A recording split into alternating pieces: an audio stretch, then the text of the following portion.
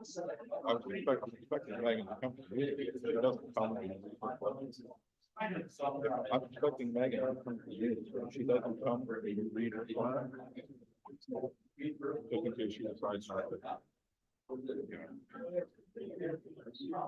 All right, Mike's are live. We're live. Mike's alive. We're good. Just a reminder too to everyone, some members of the public have expressed to make sure board members speak into the mics.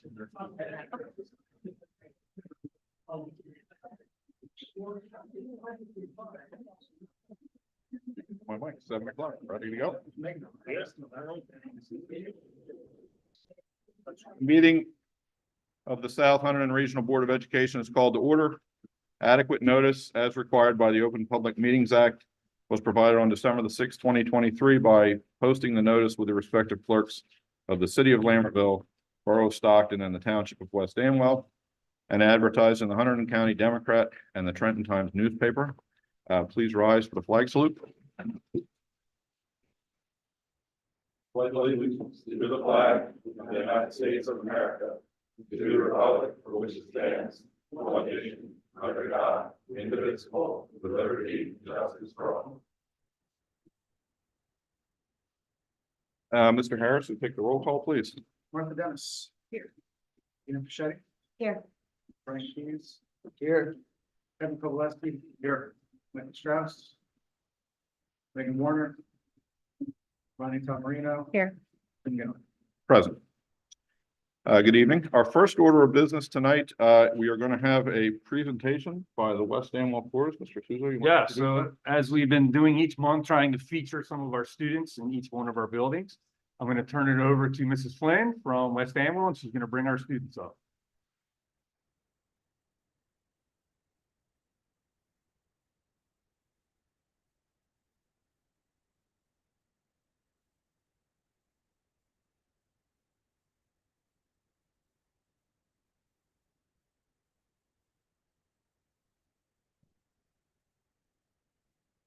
All right. Hi. Thank you guys so much for having us. My name is Caitlin Flynn. For those of you that don't know me, I am the music teacher, band and chorus and all of the things at West Amwell School. So we are super excited to be presenting one of our spring concert songs for you guys today. We've been working on it for the last month or two at this point, and it is a Polynesian song called Tongo. We've been working on some call and response with the kids up behind me. Unfortunately, we're missing our 6th graders today as they are away at Camp Fairview. But they will be performing this piece along with us and the other pieces that we're working on at our spring concert on May 9th here at South at 6 p.m. So if you don't have that on your calendar, please join us. We would love to have you all in attendance. But please, without further ado, enjoy Tongo.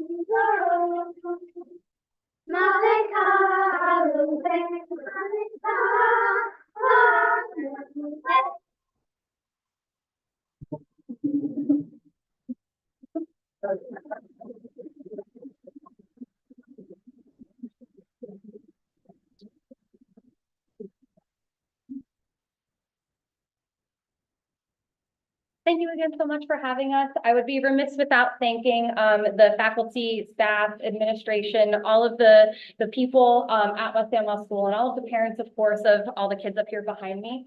You are all the reason that things like this can happen, because you guys support all of us and support all of them in their musical endeavors here. So thank you all for supporting the arts in South Hunterdon, and especially at West Amwell School.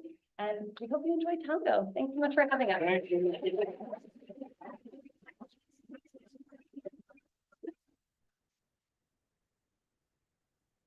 Thank you, Mrs. Flynn.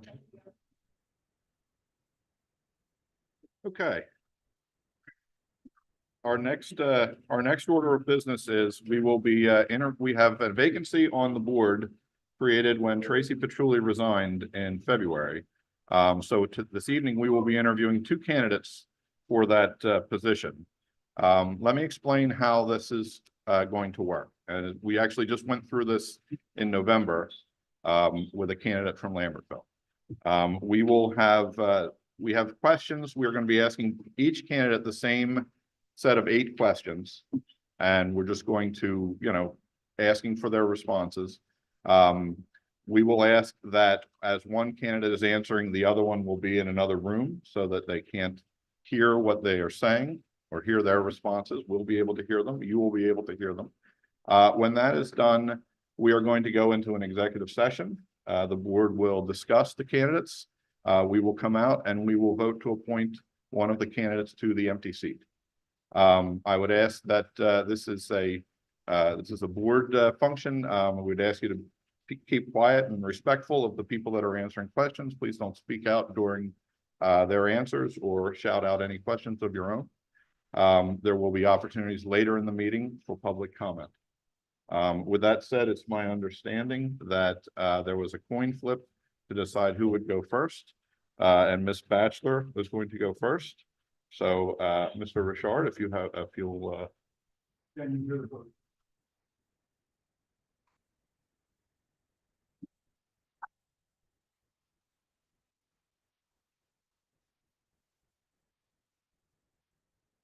Good evening. And I should have said before, Mr. Richard, yes, but bottom line for the school board, we are looking for somebody who is going to come be prepared and interested in putting in the work. And we have 2 people here who I think have both shown that they're interested, but Jen, certainly you've been coming to meetings and participated in our strategic planning. So we appreciate that you're here. With that, I will start off the questions and I'll ask, just tell us a little bit about yourself and why you're interested in serving on the board. Sure. So my name is Jennifer Batchelor. I have lived in West Amwell since 2008. I have 3 students currently in district. I have 2 at the elementary school, and my daughter is in 8th grade here at South. I guess my interest in serving on the board, a good terminology that struck me was, and I know you guys have seen me here multiple times, some of you throughout several years, is that I've been sitting out here in the audience sort of playing Monday morning quarterback to you guys. And now I'm just kind of asking for the opportunity to put me in the game. I want the opportunity to offer my opinions and ideas that I have that I think that we could work together on, and not be limited into the scope of just 3 minutes of public comment or over email discussions. I also feel that it's important to represent some facets of our community that feel underrepresented over the years when it comes to school board matters. And really just given my level of involvement in the community, and serving on the PTO and the interest I've shown in the schools, this really feels like the natural next step, in my involvement. I'll be going next. What do you see as the board's roles and responsibilities? So school board, as I understand it, the mandate is to set policies and guidelines. You guys actively search for and hire the superintendent and evaluate the superintendent's role or performance every year. The school board also is charged with setting the strategic vision and goals of the district. And I'd say there's a pretty distinct line that I understand between the board setting policies and guidelines versus the superintendent who administers the school. Board members are not charged with administering the schools. You're really charged with setting the framework, setting the budget, and determining how resources are best spent. But administering the schools is left to the administration. I'm going to ask the next question. What experiences, you talked a little bit about the experiences or qualifications that you bring to the board that would contribute to improving the educational system? So in my work career, I've worked over the years as both an individual contributor as well as a manager of people in my time. But always the key there has been that I've worked on collaborative in collaborative team settings. The company that I've worked for the last almost 24 years places a high value on innovation. And we've always operated under a pretty flat management structure. And the reason behind that has always been to ensure that people feel comfortable coming into any setting and bringing any idea that they have, and not being kind of held back by rank or, things like that. So, my work experience and my work life, that's where I've spent the last 24 years in that type of environment, team collaborative environment. The other thing I would say in my work life that I bring to the table is that I work with an extremely diverse set of people in the company that I work for. And I've always valued having the aspects of those different backgrounds. And we get into such great conversations at work, and learning about different people from different backgrounds and what they bring to the table, and the different, just being exposed to different voices, different traditions, ideas, and how that all comes together, and really makes an effective team in that respect. And then in terms of qualifications, I've served on the PTO executive board, and in that role, I've helped to run meetings, set agendas, helped with writing the mission statement, also participated in a very lengthy meeting to rewrite our bylaws on one occasion. And then also over the years, just as an active participant here from the public, I've contributed to the strategic planning session. So I'm aware of the strategic vision and goals that the district has set for the next 5 years. Thank you. What attributes are essential for successful school work? I would say top of mind, being a good listener, being a good communicator, being able to remain open-minded, but being able and willing to back up your position with facts and information on any issue that you want to support. And then I would say it also would require someone to act selflessly. At the end of the day, at some point, you have to let go of ego and, agree to move on certain points, and you win some, you lose some kind of attitude. I know that's part of the challenges faced as board members, right? Coming together and listening to each other's opinions, and being able to formulate a plan and then move forward. So listening, communicating, remaining open-minded, and that really acting selflessly and remembering that the number one thing that ties everybody together is the goal of helping the kids. And that's really what we should all remain at number one. Again. What do you see as the major issues facing our school district? So I think there's some issues that the obvious ones, right? We're still recovering from the COVID years. The learning, learning loss or recovering from missing time in the classroom, but also the social and emotional effects and mental health effects of all of that, and having kids that were, in and out of classrooms and learning how to be good classmates and be good students again. We're still dealing with that, and that's not unique to our district.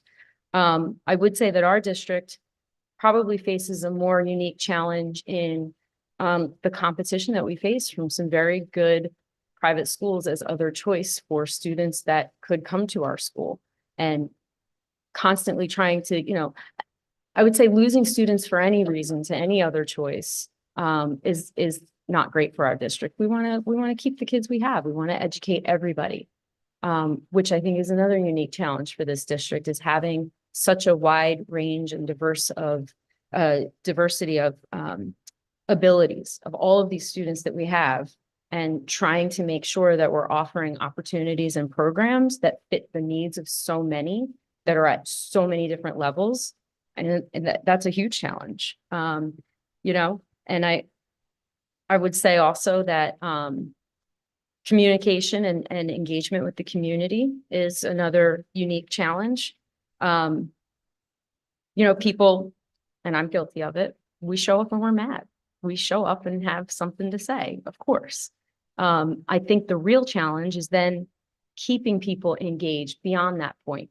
Don't have people, you don't want the only reason people show up here is because they're mad about something, right?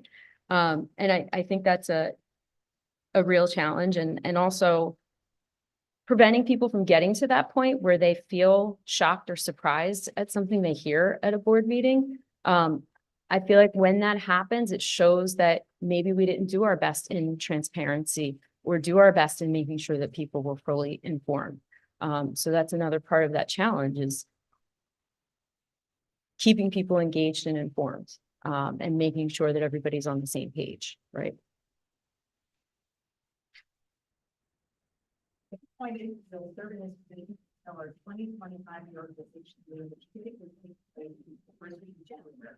Would you consider, or are you considering running in November, the November election for the same year term? Yeah, yes, I'm already aware of the process to putting your name on a ballot. I have no problem doing that, and I'm planning to do that.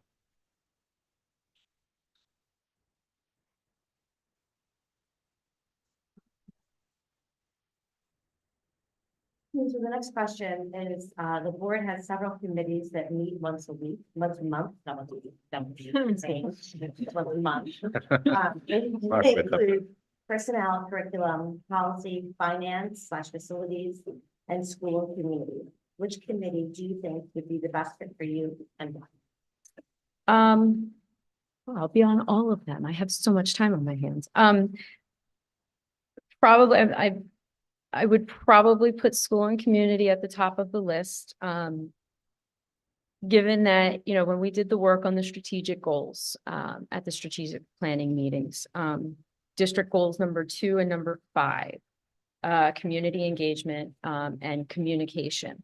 I would be really interested in helping in those areas.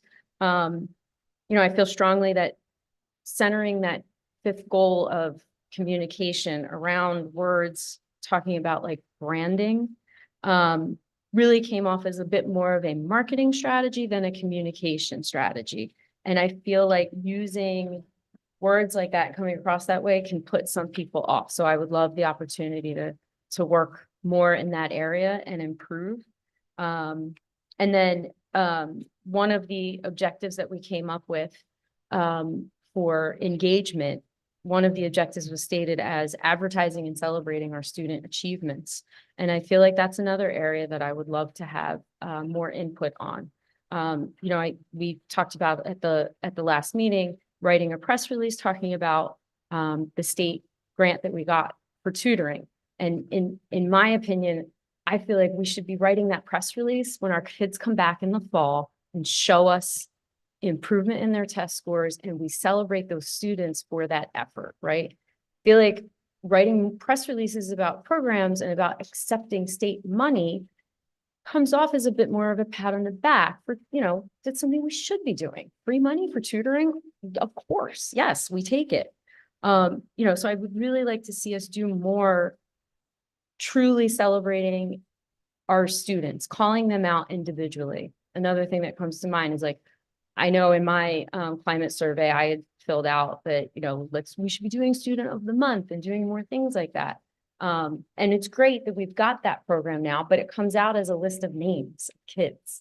I follow some of the other local area schools and I see them do these beautiful write-ups about individual students and really telling us why they are student of the month. And I just feel like promoting more things like that and holding up our students as being the reason why we feel good about our district would go a lot further in that goal of increasing engagement with the community. And I know that the school and community is where we had talked about the press release and things like that. I mean, and I would also say that another area that I would show interest in is in curriculum and technology, because I feel so strongly about our student achievement and the programs that we're offering, and understanding more about that challenge of making sure that we have things that fit for all of the students that we have. And one of those things that comes to mind is, are we partnering with other county schools to offer more program or share more programming, of these other great schools that we have in Hunterdon County. We are Hunterdon County residents, right? So that's another area that I feel like I could have in. Hi, Jeff. Hi, how you doing? So how would you as a board member work with the superintendent and other board members when there are differing opinions on different topics?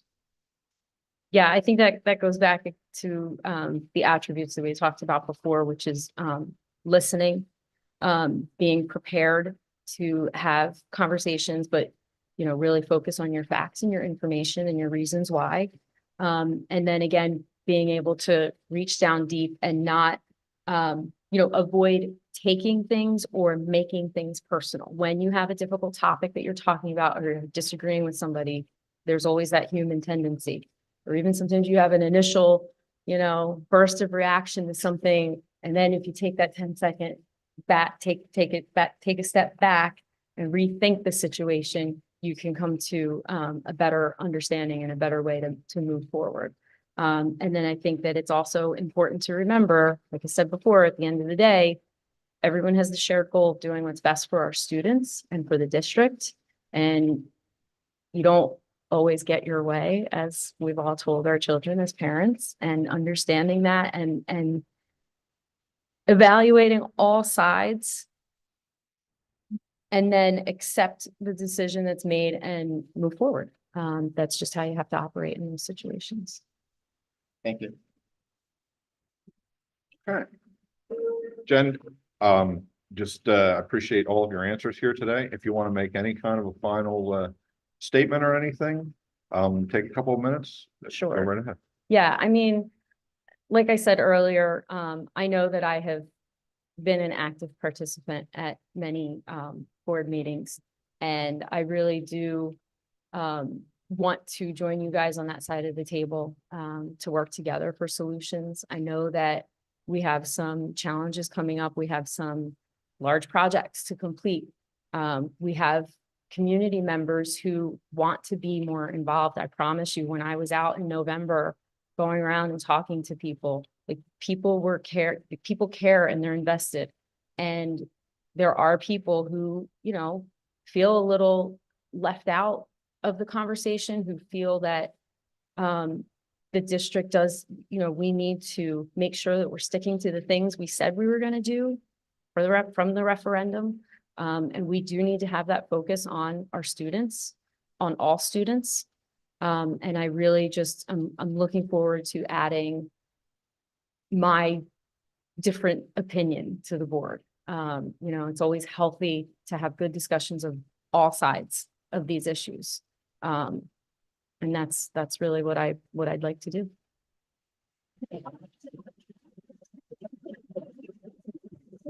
Yes, thank you very much. Yep. You can have a seat, or you can go with your. Thank you, guys. Appreciate that. So now Jen is going to go into the other room. We're going to bring our other candidate in. And so while we're waiting, could I just ask people to put your cell phones on mute?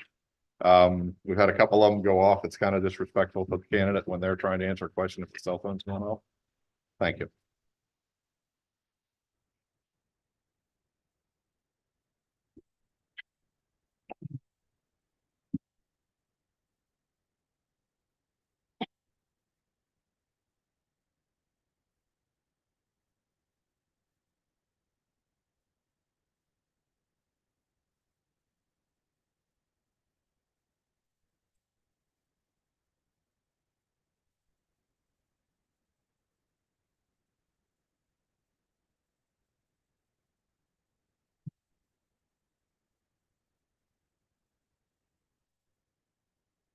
Good evening, Mr. Richard.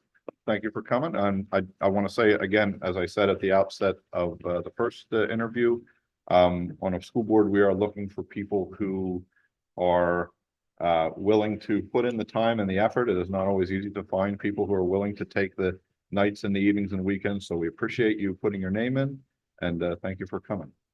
We're going to go around the table here and ask some questions. I will ask the first one.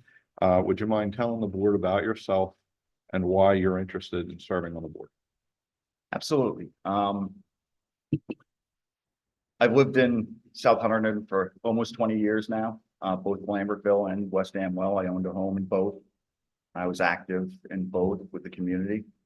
And I think the motivation for me to be here with you today is a little personal, but also a little more community oriented. Personally, my son, who is 4, has been enrolled in special education here in South. And I want to commend the district on the terrific job they did in addressing his communication problems.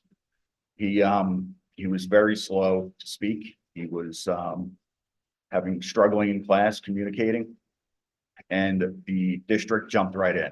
And I'm really proud of what the district did. They allowed my son to get speech therapy, both at home and at school. They allowed him to start pre-K 6 months early, so he could get a jump on improving his communication skills.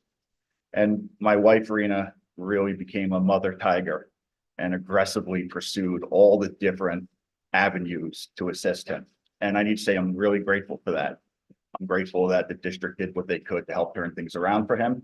And now he's right up there with all the students. So I'm proud of what South did for him. And I'm looking to contribute if I can, sort of in a way of saying thank you. I also have a second child, Ariella. She's 11. And she also attends West Amwell. And so I've become acutely aware of a whole host of matters impacting their education over perhaps the last 3 to 4 years. Some of them positive, some of them a little negative.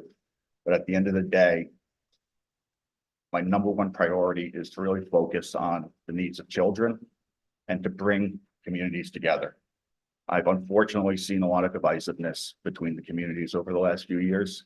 And I think that's really problematic.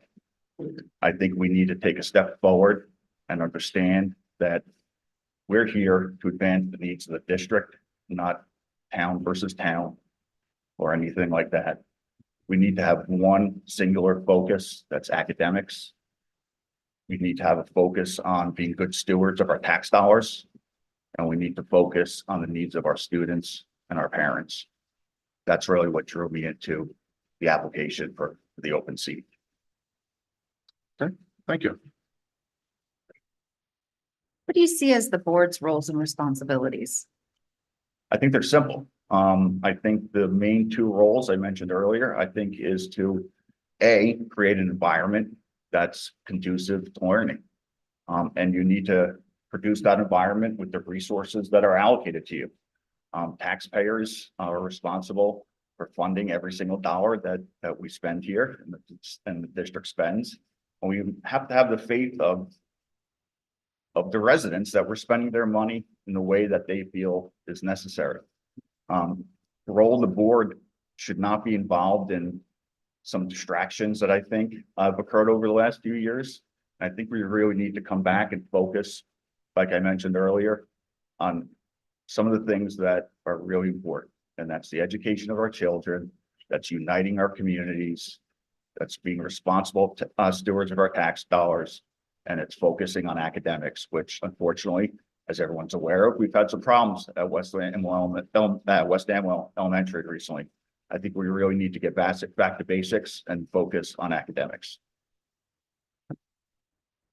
I'll ask the third question here. What experience or qualifications do you bring to the board that would contribute to improving the educational system? Use it from your last. Well, I think it's threefold. I think everyone has a copy of some of the information about my background, but I have an education in public administration. I have a education in public finance. I've been a part-time professor at Rutgers University. I know how important the role is for education, both at the K through 12 level and at the higher education level.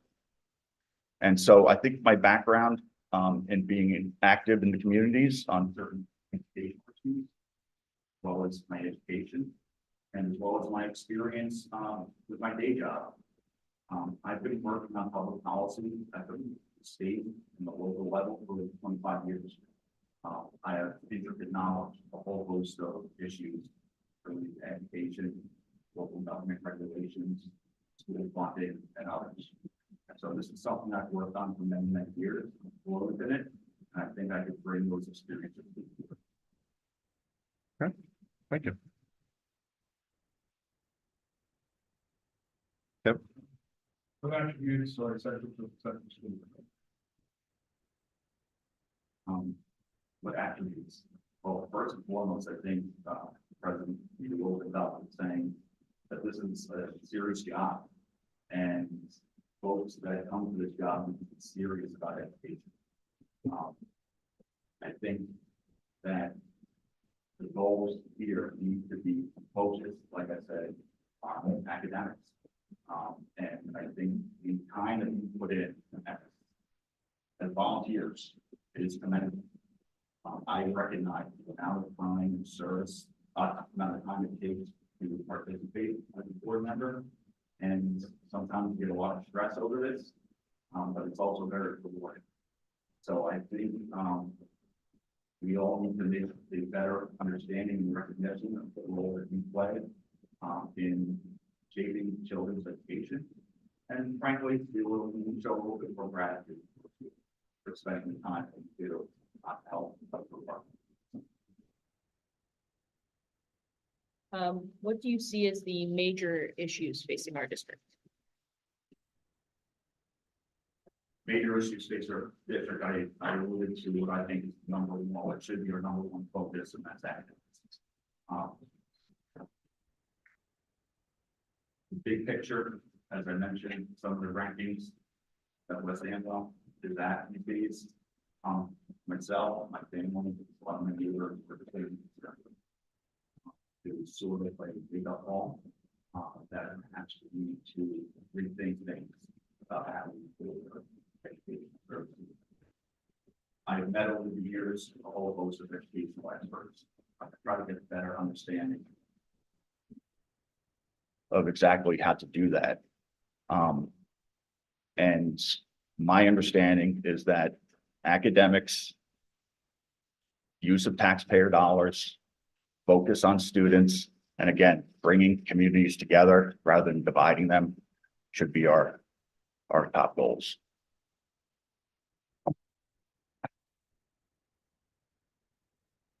If appointed, we serve in the position until our 2025 reorganization meeting, which typically takes place the first week of January.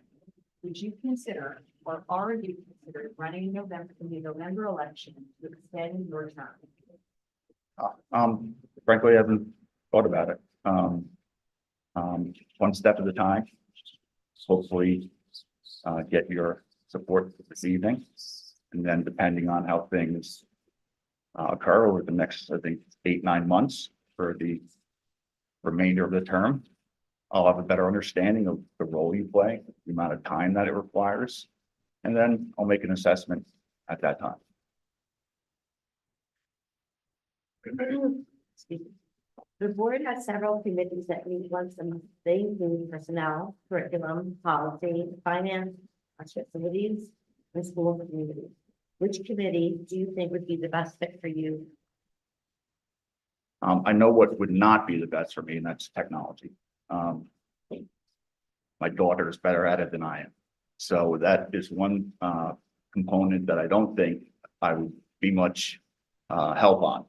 All the other topics that you mentioned, safety, transportation, community, all of those are very important to me. I followed those debates pretty closely within the school district. And I feel that perhaps those three I would be most appropriate to serve on. Hi, Aaron. So how would you as a board member work with the superintendent and other board members when there are differing opinions on different topics? Getting consensus on any issue is difficult. I know that through my day job. The most important thing is to be respectful and to take a moment to try to understand and reflect on all the different positions that are brought to you, whether you agree with them or not. I think that if we spent a little bit more time discussing issues with each other rather than being combative on some of those issues, we would find that we probably agree on much more than what we disagree. And so I would see my role, as I mentioned earlier, as trying to be a representative for the entire district, and try to ensure that all of the different towns within the district collectively can agree on a path forward and can agree how to move forward, and satisfy the mission of education. That's really what we're here for. And I think that is a role that I could help fill. Thank you. Okay, well, that concludes our questions, but if you have a final kind of statement you'd like to make, anything else you'd like to say, please take a couple of minutes and do that now. Sure. I think I explained a little bit of why I hopefully get your support. But I think I want to close simply by saying how much I love West Amwell. I also want to say how much I love Lambertville. I also want to say how much I love Stockton. Every spring, when I go out on my deck, I get to take a look out at open space behind my house and the horse farm there, and I feel how fortunate I am to live here, how fortunate my family is to live here. And so getting an opportunity to serve, I think, would greatly enhance my love of the community. And again, the love of all three communities, and really trying to move forward as a district. Okay, thank you very much. Thank you. Yeah. Okay, so now I'm just gonna make a quick statement here and explain what is next. Jen's gonna come back in the room, but we are going to move in a couple of moments and go into an executive session. We're going to leave and go into another room, and we're going to talk about the two candidates. That conversation might take 20 or 30 minutes, might take 15 minutes. I don't know how long it's going to take. We will be back. We will be taking action when we come back. Mr. Strauss is not here this evening. He did not participate in these interviews. He will not participate in that discussion because just in case there was a perceived conflict of interest from anyone, he has chosen not to participate in those things, but he will be back for the second portion of our meeting when we actually begin doing our business. If once we have voted, we will have a short recess so that everybody can kind of comport themselves, and then we will go on with the business of our meeting. So with that, I'll ask for a motion to go in executive session at 7:39 p.m. So moved by Ronnie, thank you. Second. And a second by Brian, thank you. All in favor? Aye. Aye. Anyone opposed? Okay, We'll be back. Don't you wander off there. No, no, no. Talk amongst yourselves.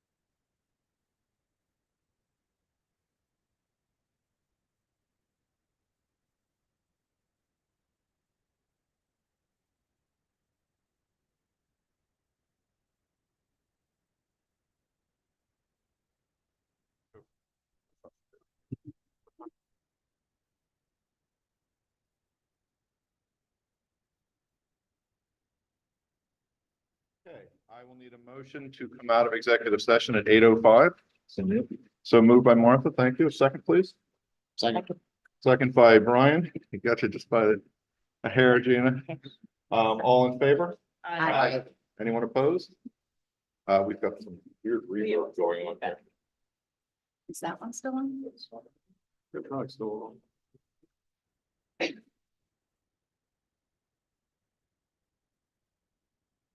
All right, well, let's see if we can see how this works. So we need a motion to open nominations for to fill the unexpired term of Tracy Patchouli from West Amwell. Do I have a motion to open the nominations? By Ronnie, thank you. Second. Second by Kevin, thank you very much. Nominations are open. Would anyone like to make a nomination? I'd like to nominate Jen Batchelor for the vacancy.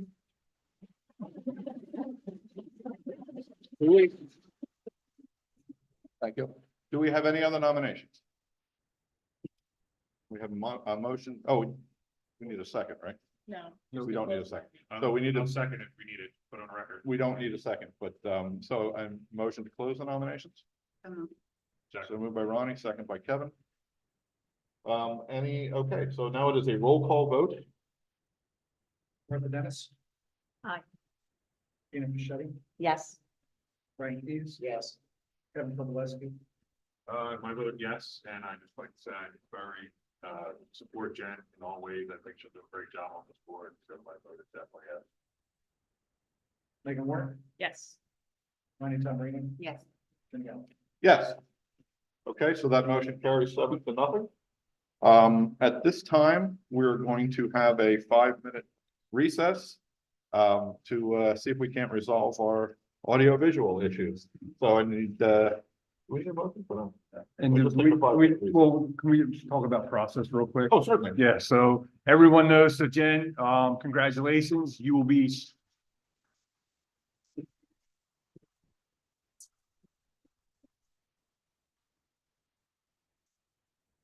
So process wise, you'll hear from me tomorrow, just some things that you'll need to do, and then we will officially swear you in at the April meeting. You know, and I do want to say both to Mrs. Bassler and to Mr. Richard, thank you very much. We appreciate having people that are motivated and interested and involved in the community. There are a number of former board members sitting out here in the audience. So I hope that you will stay engaged and involved. You know, hopefully we will continue to hear from you. But with that, we're going to take a 5-minute recess so we can sort out our issues, and we will start with our business at 8:13.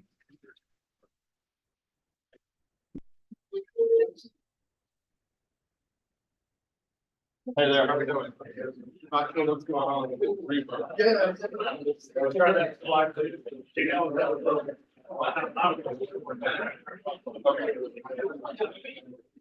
Doesn't go to 11.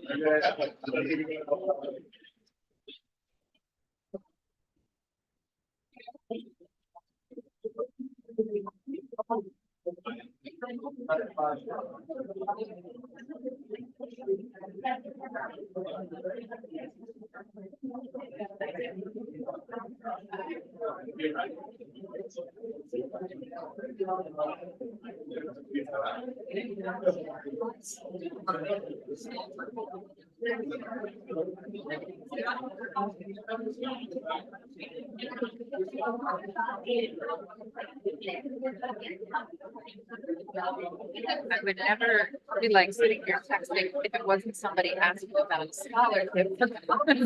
I'm like, oh my God, I should respond to that. Yeah. It's an expensive text. That's exactly right. So Jim will say, I mean, you can read the report, or maybe when we're done, you can answer a major. That you can. And then we should get a second.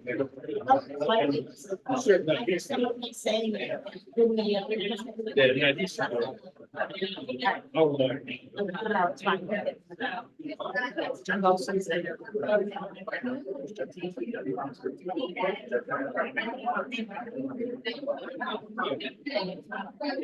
Sit back.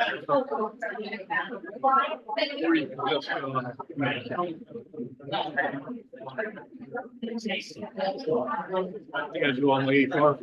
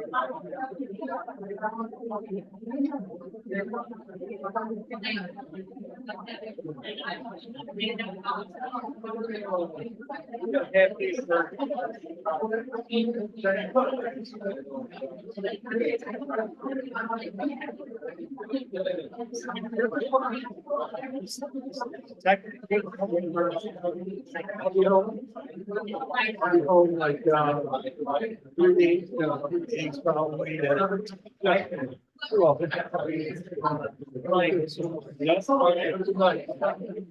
Well, yes,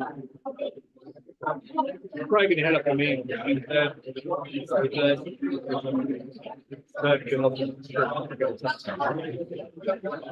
just probably Thursday, that would be next Sunday. Well, he's back back.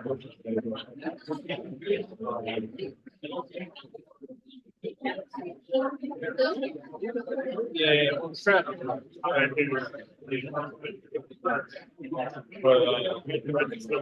Yeah, because we'll get up there and I probably won't get up there.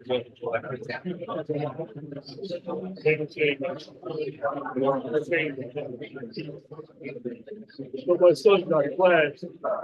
So I don't think this spring break is already had.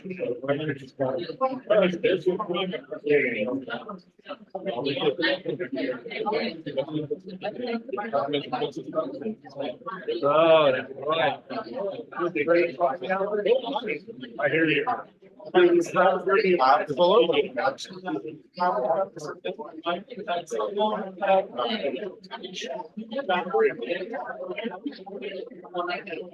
you like my phone? You ever want to go hands? I love that girl. I mean, right?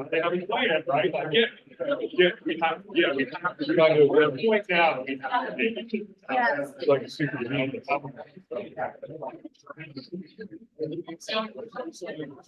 All right.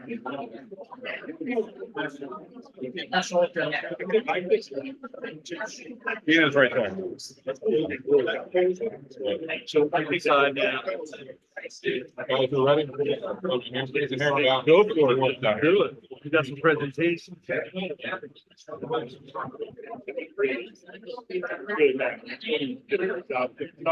Folks, I'd ask you to please quiet down. We're going to continue our meeting.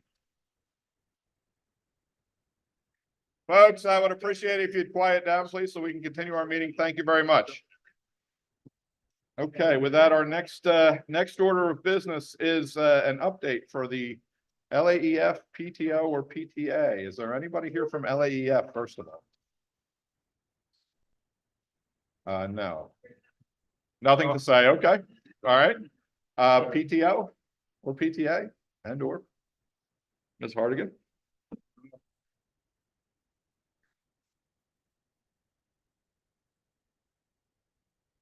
Guys, Jessica Hardigan, West Amwell, PTO. Our next kids' night out is Friday, April 19th. We had to move it because opening night of baseball is the 12th, so the calendar will reflect the change, but we had a little incident where people didn't know it was canceled, so it's moved. Our Scholastic Book Fair did great. It's a little smaller than we typically do, but given the state of the world and the economy, it was expected. The WAS Variety Show and Art Show was last Thursday, and we'd like to congratulate all of the performers and artists. They did an amazing job. It was really nice to celebrate the arts and to see all the art in the hallway and see the young performers and how brave they are. The future PTO committee meeting will be Wednesday, April 10th at 7 p.m. in the West Amwell Library. And save the date for our end of the year foam party. It will be Friday, June 14th from 6 to 7:30 in the front parking lot. We've begun working on Teacher Appreciation Week, and we plan to follow the same schedule that we typically do. And we'll be reaching out to the middle school, high school to start planning that and see what that looks like. And hopefully get a representative up here to sort that out for us. And field day was moved. It was moved because of the schedule change, and it's not a half day anymore. So it was moved to June 12th with a rain date of June 14th. And all of the inflatables, we were able to move everything. So it really works out. And our next member meeting will be April 15th at 7 p.m. in the West Amwell Library. And that's all I have. Thank you for your time. Thank you. Okay, I'll acknowledge we did receive a number of letters during the month. Most of which are available for public viewing on our website. That takes us to approval of the minutes. So I will ask for a resolution to approve the regular minutes and the executive session minutes from our previous meeting, which was February the 26th. Need a motion, please? So moved by Ronnie. Thank you. A second? Second by Gina. Thank you. Any discussion on the minutes? All in favor? Aye. Anyone opposed? Okay. Let's see. Next up now is our superintendent's update. So, Mr. Suzo. Thank you. So I just have a brief update this evening. We actually have two presentations, my update, and then Gino and Len will be presenting, which I'll introduce in a second after I'm done. But I just wanted to give an update just so everyone knows kind of where things stand with our reconfiguration plan. First of all staff were notified at the beginning of March of where they'll be teaching and what building, what content area, what grade level. So I know that was a stressful time for our teachers waiting for that information. So now everyone has that information. On March 15th, even though our kids had off, we had a full day professional development day, and that was organized based on our new district configuration. So all of our elementary teachers for next year had the opportunity to work together, and then our 512 teachers as well. Tonight, we'll be presenting our new English language arts curriculum that will be implemented starting in September for grades K to 8, as we continue to focus on improving student achievement. And then I wanted to share at the April Board of Education meeting, we will be presenting the new elementary schedule for September, as well as the schedule for grades 5, 6 next year that will take place at West Amwell. So I'll remind folks about that when I send out my update about the board meeting. But obviously that will be an important evening as well for that information. And then as we just talk about construction update, obviously we're in the midst of both projects right now and coming quite honestly to the end of our first project. Some pictures that I just wanted to share with you if you haven't seen it lately. Some major work as far as the outside panels that I think are coming along very nicely. We've gotten several compliments from some of our community members on the colors for the front of the building and the front entrance of the building. Lighting being installed, all the LED lighting. This is actually our new art classroom. So you can see all the walls and everything are done, and now we're working on the ceiling grid and actually the LED lighting. Tile is started in all our bathrooms. So you can see, as that comes along, we are really excited to see that at our construction meeting last Thursday. And then I know this is something on this side that I had showed way back when, kind of what it would look like in our hallways, and you can see the vision. So the drywall has been installed and eventually will be colored. And obviously, I think we'll bring a much more, aesthetic appearance to the hallways rather than kind of the white hallway, block hallway that was there before. So we're really excited, and you can see the ceiling and the lighting and things along those lines. So it's coming along very, very nicely. So over the next 2 weeks, we're going to continue installing the green panels in the front entrance, continuing installing the ceiling grids, light fixtures in all of our classrooms, installing the remainder of the bathroom tile. They will start up all the HVAC units. We're going to condition the building as we prepare for floor installation. They will begin outside site work on the front of the building and in that area. Again, flooring installation will take place sometime in mid-April, and we are still on target for a completion date of June 2024, with the goal that all of our furniture will be delivered by the end of June, beginning of July, when the building is completely turned back over to the district. So a lot is happening. We're really excited. We've been very, very fortunate that this job is going very smoothly from the contracting side of things, but also from a material side of things, where everything is coming on time. There hasn't been any, wait time. The lead times have been great, where we've gotten things ordered very, very early in the process. So, we're really excited as we enter into the home stretch of this building. And then for our middle school, so a lot has changed since our last meeting. I just kind of wanted to put it back on people's radar, of the design and kind of the layout of what the building looks like. So obviously you got your front entrance here, and this is more of like performing arts, chorus, band, our STEAM room, our science rooms, the classroom wings. And then if you look at the site from above, you can see from the foundational work, we're getting very close to completing the foundation. So obviously, this is the gym space. And as you look over here, this is choral and band, and then our STEAM room and our science rooms. And as you continue to look at the site, you can see the foundation here that's being poured is for the, 2 layers, 2 decks, one on top of each other for classrooms 5, 6, and 7, 8. So eventually, as we move along, they're continuing, and they probably have started this already. These pictures were Friday to finish out the remaining of the front entrance and the front of the building, the library area, which is here.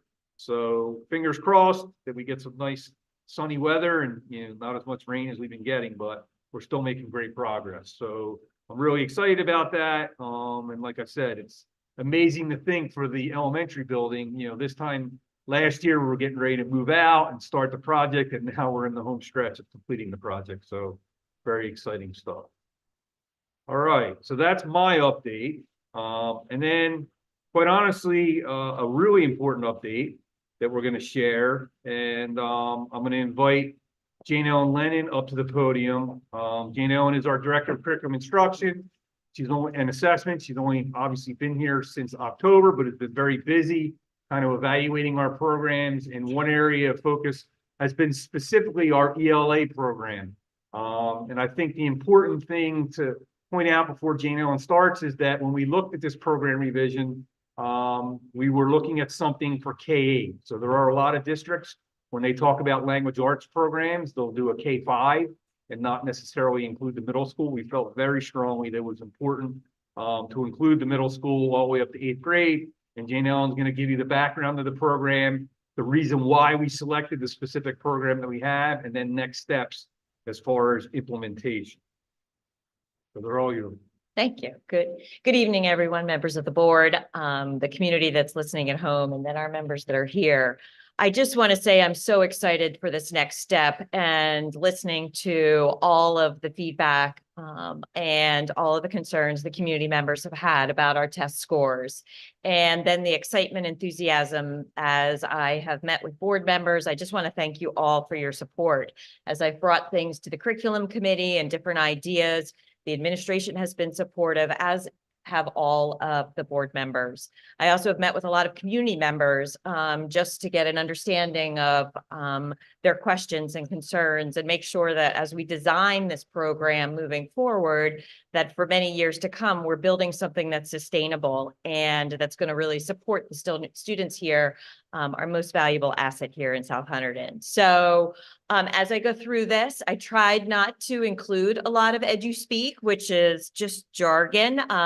So if there are follow-up questions or anything, I feel very comfortable meeting with anyone that would like to send an email or reach out, and I'd be happy to answer further questions. This is a general overview, as Mr. Souza pointed out, for our ELA programming. Again, remembering that we will be rolling this out or implementing all of this beginning in the fall. So I will start and I'll also end with this. I'm going to host a evening for parents or any community members that's interested with our test preparation and the things that we're doing right now. So I'll be hosting that in April. And the last slide does share the date. The time is yet to be determined, but I feel like it's also important to address those questions as well, because that's the immediate. That's what we're going to be doing in in May. And I just want the community to know exactly what we've tried to put into place thus far. And I really, again, commend the board for supporting me and the teachers who have really embraced this, because it's tough to make changes halfway through the year or midway through the year when you've had plans and you've had a class and you're also working with Lambertville on location and lots of other things that just come about during the year. So with that, I'll go ahead and get started. So I'm going to go ahead and go over the rationale, how we actually chose the programs, the research behind the choices, and then our professional development next steps. So what is our training for the teachers looking like? And that's really that the last sentence, South Hunterdon Regional School District will be moving forward in a direction that will support all learners to achieve the highest level of academic success. And that will be something, a theme that you'll hear throughout the program reveal, is that I really am looking at how we can support each one of our different groups of students, as well as differentiating for all of the various needs of our learners. So really, as we start right now, the time is now, and the sense of urgency, as you all have pointed out in various board meetings, and community, is that we need to address our test scores, and they are what the community, the world, anyone that clicks on South Hunterdon Regional School District sees from our performance report. So what do we need to do to shift that? And just so you know, I truly believe deeply that it's not the teachers, nor is it the students. It is really just aligning the resources, the programming, and the training, and the shifting demographics of our community. And so these are really the three shifts that have come in the last couple of years, probably the last 8 years or so, with the Common Core state standards and then with the New Jersey Student Learning Standards. And regular practice with complex text and academic language, reading, writing, speaking grounded in evidence from the text, and building knowledge through content-rich nonfiction. Those are a lot of words that hold a lot of meaning. I'm going to go into a little bit of a detail with this, because I also, as much as this is a program designed for kindergarten through 8th, I know that we have a lot of families who are interested in how does this play out 9-12, or what does this look like for our college or career ready students? And so the next couple of slides will speak to that, and then I'll shift into exactly the programs and how we chose them. The first shift, as we've talked about, is the regular practice with complex text. And next to the text is the word why. So some of you have shared research and articles with me. It's information that I've studied over the last couple of years, that there's truly a gap between the complexity of college and high school texts. And we're seeing that disparity grow more and more, and it's in the news. It was in New York Times 2 days ago. I know that it's out there and it's in the minds of those of you who have middle schoolers and high schoolers, and even those that may have had South Hunterdon graduates that have gone on. And when students can read in terms of text complexity, the greatest predictor of success in college. So when they can grapple and understand complex text, then that's where we're seeing the success in the next steps in their path after they graduate. Currently, too many students are reading at too low a level. So 50% of the graduates can read sufficiently complex text, so half of them cannot. And this is nationally, this is not specifically South Hunterdon, but I felt like South Hunterdon is facing a lot of these challenges right now. And so what are we going to do to change? Go ahead. Also, you all know these slides will be shared out tomorrow morning, so you'll have time to read them, digest them, and then at that point in time, if you have further questions or want me to elaborate on something, I'd be happy to. The second shift is reading, writing, and speaking grounded in evidence from the text. So what we're working on now is looking at how students write and then provide evidence from the text. And we are doing that in kindergarten through high school. And what we're doing now with the shifts is looking at how that language is continuous and it's common.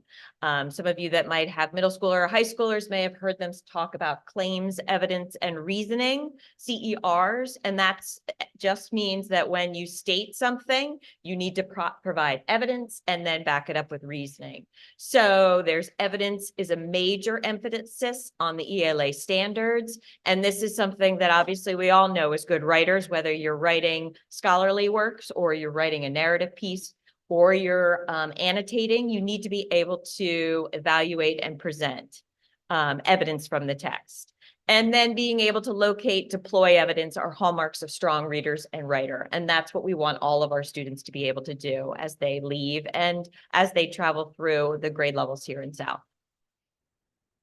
And here's one of the biggest shifts that will probably be most noticeable to you as family members and community members is the shift from information to literature or adding information. So in our K-5 classroom, students should be reading according to the standards, 50% informational text and 50% literature. So informational or nonfiction. And then as 6 to 8 students get into 6 and 8, 55% should be informational and 45% literature. So that's where there's a huge shift in the current programs that we've had in the past and where we are and moving forward and where the shifts have been in the test, because the test, the NJSLA and the state testing has shifted a lot. So have the AP tests and so have the SATs. So these 3 shifts that I'm talking about now are really things that all of our students need to gain confidence and understanding. And informational text is harder for students to comprehend the narrative text. So when they are presented with an informational piece about it could be plants in 3rd grade on the NJSLA. They have to be able to read it, understand it, and then if they have to write about it,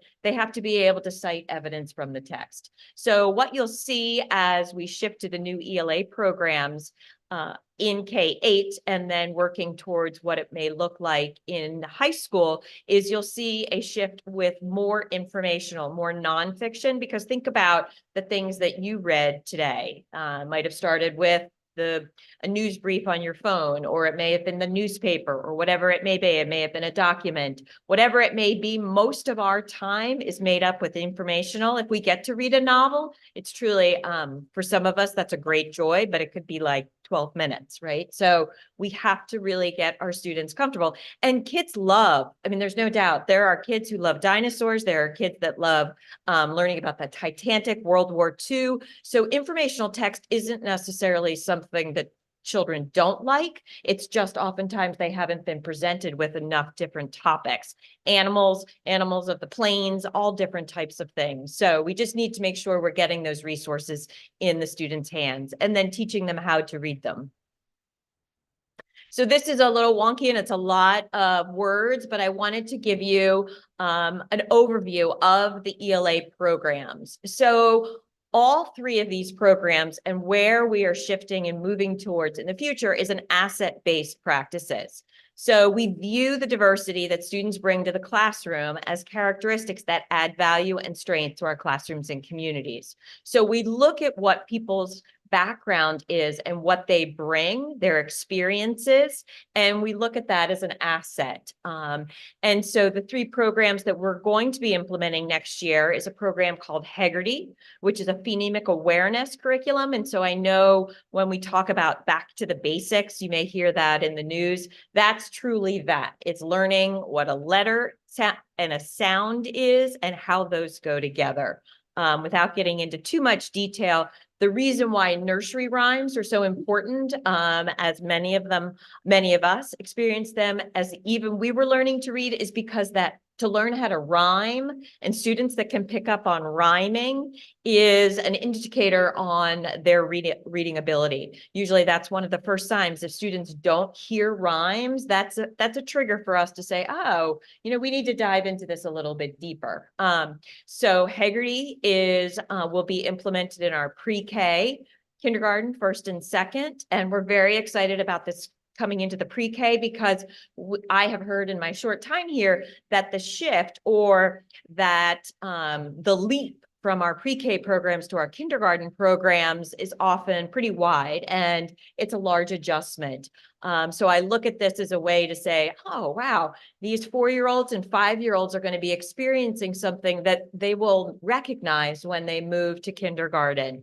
I often associate it with families that tell me, oh, well, my child can read when they come into kindergarten, and how are you going to differentiate? And I'm like, won't it be wonderful for that child to sit in that class and know how to do something? Because, boy, that bus ride was all new. Going to a cafeteria and buying lunch was all new. So we like to give students, I say, set them up for success. So it's okay if a child understands something and has information before they shift to the next level. Foundations is another program that builds on the phonemic awareness. It's called a phonics program. Some of you may seen some things in the news about the science of reading and understanding what our phonics program is. Foundations is a phonics program. And then the next step is what is called Wit and Wisdom, which is our core knowledge. And those are all, Wit and Wisdom is where students are reading and writing with award-winning books and from contemporary authors.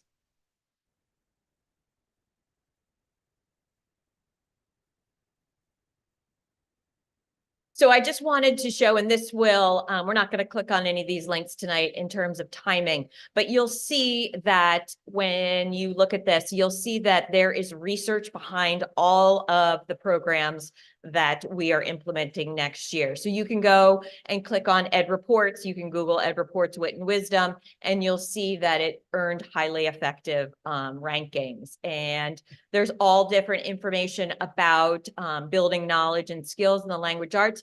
The one with the star is very user-friendly. So it's got a lot of pictures. It will, you will understand it if you're reading it from the parent perspective. And it also gives you some tips and tricks on what to ask when your children get home from school. Like, how was school today? Fine. What did you learn? Oh, I don't know. Well, now Wit and Wisdom says, well, why don't you ask your child, what was the meaning of your book today? Or what did you read today? And so it gives you everything that you want to know. And then Foundations and Orton Gillingham and the Wilson Reading System. So those of you that have young students or have followed along in the last several years of our Orton Gillingham rollout and implementation, Orton Gillingham's approach, and I'll get into that a little bit later on the next slide. But Foundations, again, science of reading, for those of you that are interested in a little bit more about how these programs align to the science of reading. And those parent letters will be parent letters that will be sent home to families at the beginning of each one of those grades. So Heggerty, I just want to go over a little bit about what it would look like. You'll get more of this information for those of you in the elementary classrooms during back to school night. So Heggerty and the phonemic awareness lessons are only about 8 to 12 minutes. It's usually done in a whole group. It can be done in a morning meeting or a time when the class is coming together. It can be done after lunch when everybody returns. It really is a way just to bring the students together. They can typically sit in a circle and they're practicing different sounds and letters. And again, there's two other research bullets at the bottom that speak specifically for those of you that are reading specialists or have studied reading. Dr. Kilpatrick is pretty much a foundational leader in the Orton-Gillingham and multisensory approach. There's some specific data upon the increase once students learn from use Haggerty.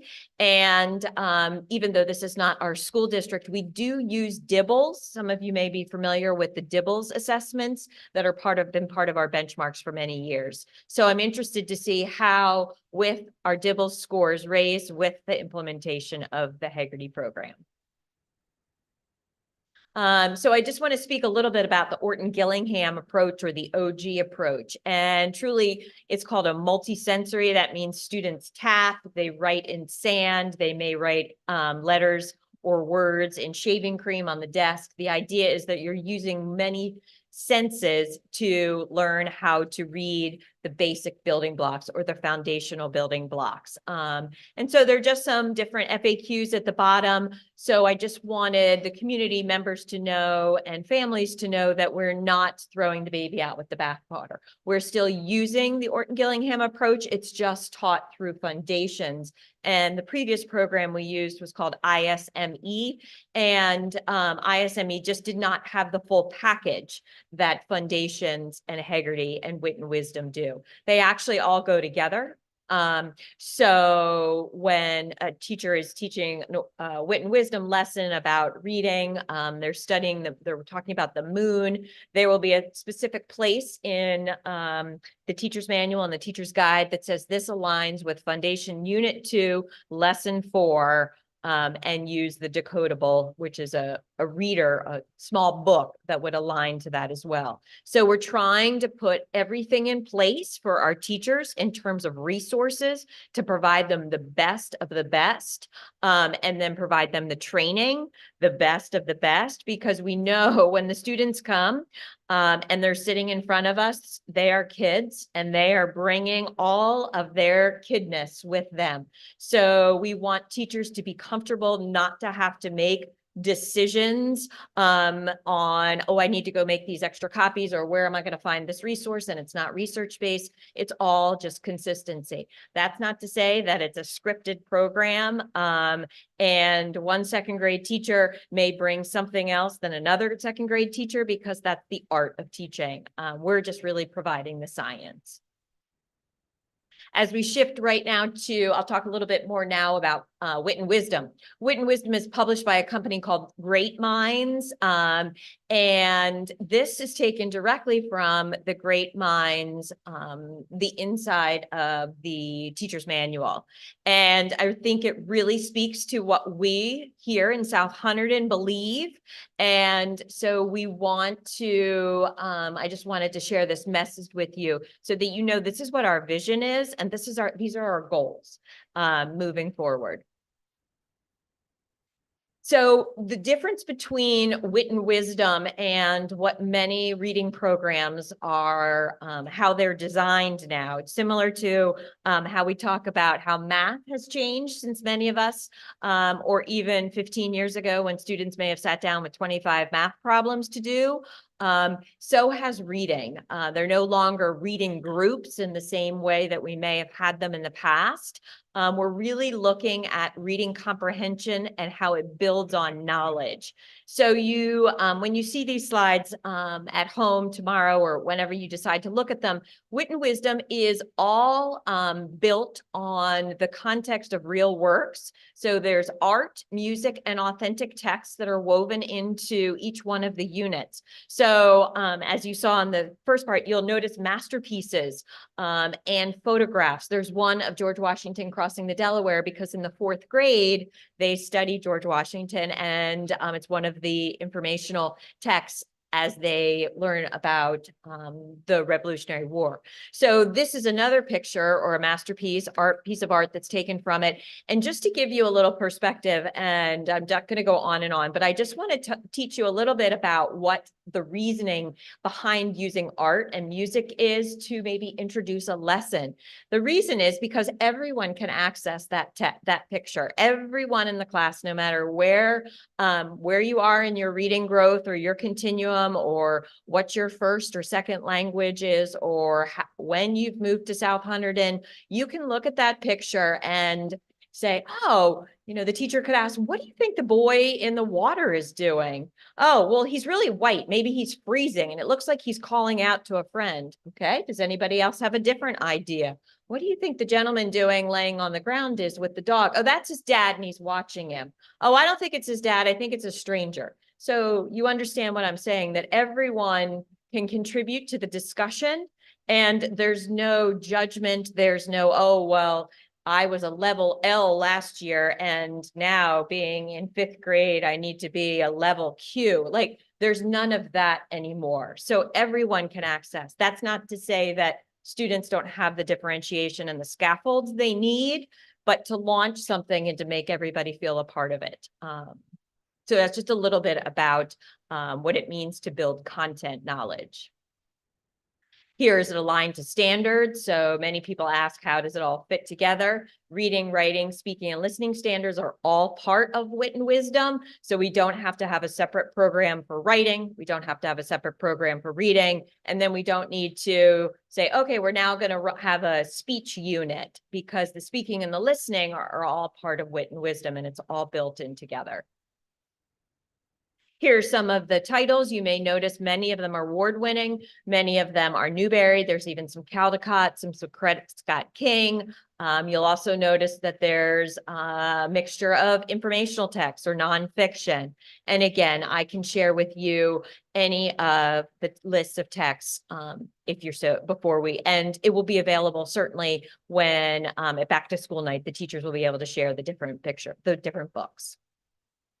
So just to wrap up a little bit and share with you how it all fits together. You know that the saying, or what's out there right now, is called Core Plus More. That means we have a core curriculum, which is our Wit and Wisdom, which is our reading, writing, and word study. And then the plus more is our phonics and our phonemic awareness. And so when you build knowledge, many of us just learned to read. It just happened. But for many kids and people, it didn't. So we have to be able to pull those pieces apart to say, oh, is it sounds that you may struggle with?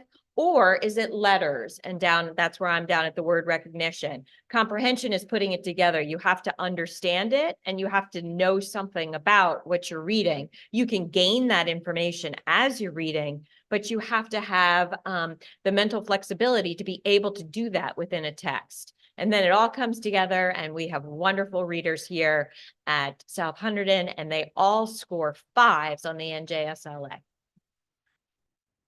These are just what the resources look like, just so you see if, you're in a classroom, you come for parent conference, as I talk about in an open house or something. So all the teachers would have the letters strips will all be the same, so that in 2nd grade, you learn to write your B's the same way your 3rd grade teacher expects you to write them. That is just the consistency that helps build the common knowledge for our students pre-K through 2, and then again, some of the books from Wit and Wisdom.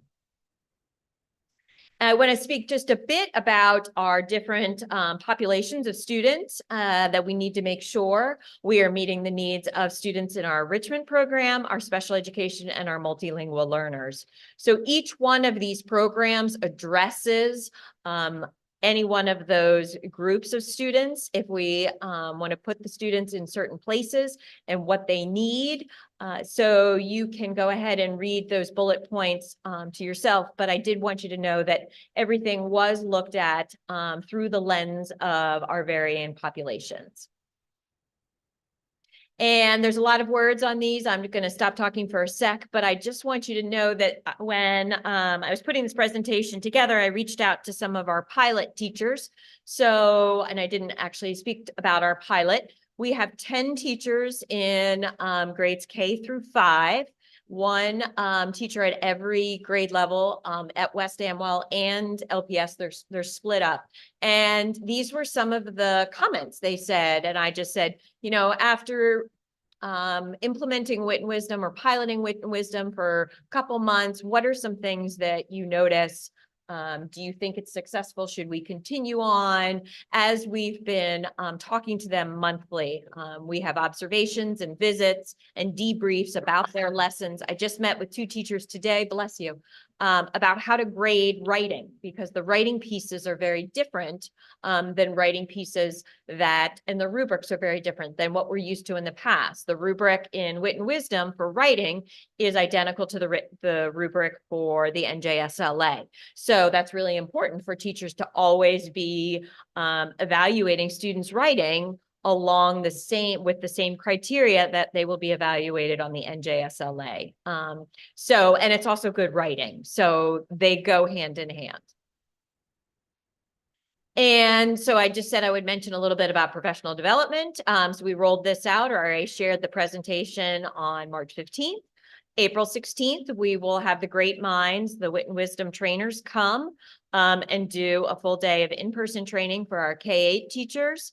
And we're doing half days so that not all the teachers leave the building at once. So I'm working with the principals for that. We do have a Foundations Integrity training in May for the pre-K2 teachers with a review and overview of the materials. We're not as concerned about the teachers being pulled out of those classrooms in May because those are untested areas, untested grades. And then I'll offer July, we'll have a voluntary, I call it a boot camp. I'll offer 4 days and teachers can come and we can start some lesson planning. We can look at assessments. It'll be voluntary, but believe it or not, there are a lot of teachers that like to come over the summer and sort of whet their appetite, read through the materials. And then when we return in August, one of the days will be spent working with your grade level team and implementing it. And planning. And then the graphic on the left, I just want to talk a little bit about, it's called a Socratic Seminar. All of the Wit and Wisdom lessons are, in all the modules or units in all grades K to 8 have what's called Socratic seminars. And it really are class-led or student-led discussions. They're very structured, but it gives students the opportunity to talk to each other. And, you know, oh, well, I noticed that wild animals can appear dangerous. And a first grade student, I was in a classroom last week, you know, the student added on, I agree with you, Hannah. But we have to be careful because as we read in our book, some animals look cute, but have dangerous features. And so we're really seeing students talk to each other like that. And they do it beginning in kindergarten. So anytime a student can speak or talk, it's like if any of you are involved in a book club or any type of study, as soon as you start to talk to somebody about it, it helps you process it. It also helps you say, oh, I didn't really like this book. And then you turn and somebody says, well, I liked it because of this, this, and this. And then all of a sudden you're like, oh, maybe I did like the book.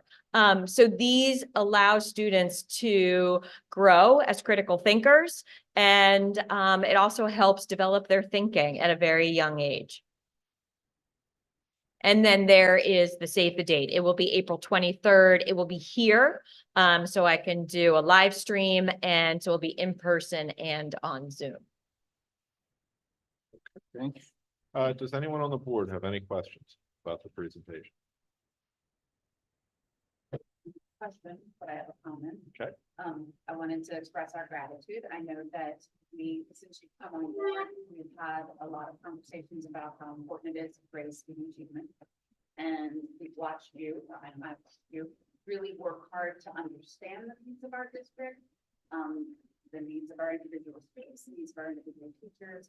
And I know that this is a combination of a lot of research and thoughtful, just even the idea of like piloting with the teachers and getting their feedback and including them and then presenting it to the staff and to the district parent council. It's all really, I thought it had a wonderful approach to how we're doing it, and I'm looking forward to seeing it. Well, thank you. Thank you. It's, you know, anything that we do is not my idea, right? It's all of our ideas. And so it's board members, it's community members, it's the students, it's the teachers, it's the feedback we get so that we can come to, you know, a decision on what's best for our students. And so I just thank the board for all their support. Thank you. I have a quick Oh, Yeah. Gina? Yep. That's great. So when you're talking about the percentages of, you want informational. Nonfiction, Nonfiction versus. fiction. literature, those percentages, is that across all courses of study, like history, science? No, just reading, That's just in reading, reading. reading and writing. So at the lower level, but what about in high school? Yes, well, 6-8. So the standards shift a little bit and I can do a little bit more research and I can follow up with you, but it would be the shift in high school is because students take specific classes. So if you're going to take a creative writing class, you're going to be writing creative writing. If you take a journalism class, you're studying and writing about journalism. If you're taking a British literature class, you are then studying and learning. So as students go through high school, this courses become much more specialized. So, but through 9th grade and even 10th grade, we do want to make sure our students get a foundation of both because we need them one way or another. The other thing is pushing, sharing a lot of this, and I've been doing a lot of training and conversations with our social studies teachers and our science teachers, because it's very important if they're writing in science and math and social studies, that writing aligns to exactly the way they're being instructed in their writing and reading classes. So I've been meeting with the different departments to say, this is what we're rolling out, and I want everybody to be on the same page in terms of the training. So when we train on March 15th, all teachers in K6 were trained, and then because of some other needs and that had to be taken care of with our 7-8 teachers, we just had the 7-8 ELA teachers. But it's conversations I've been having, especially with the science and the math department and social studies since I got here in October. Are there any other questions from the board? Okay, Ms. Lennon, thank you very much for the presentation.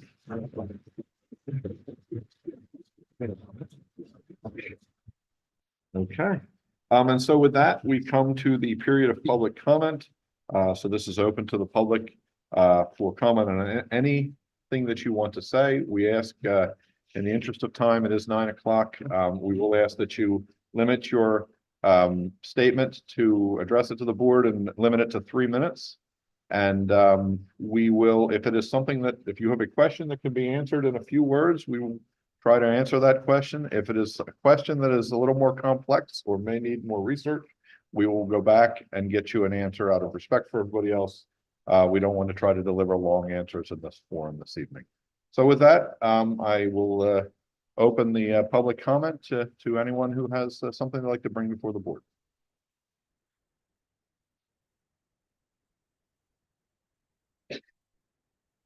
Hello, Please let us know your name and your community. Doug Yep. Sheets from West Amwell. Doug Sheets, West Amwell, 20 years, Lambertville, 25 years, so lifetime. Excuse me, I'm not best with words and speaking. I went to South Hunterdon, and hopefully my kids are better at it than I am. But anyway, first, I didn't vote for the school to happen. I'm a little disappointed that it went through. I don't think it's the best plan for us. It's a moot point. I'll, keep my quote about opinions to myself. We're renovating LPS, which is in a flood zone and will always be in a flood zone. I don't think it's been 15 years since this addition on this school has been done, where we needed to separate the middle school from the high school. And now it seems like there's going to be a lot more vacant rooms here in this school that doesn't seem necessary. But anyway, that's my opinion on that, and it doesn't really matter too much anymore. But last time we were here, somebody made a comment about the athletic field and the preparedness for that. So I thought I'd look on to the website and see if I could find a plan.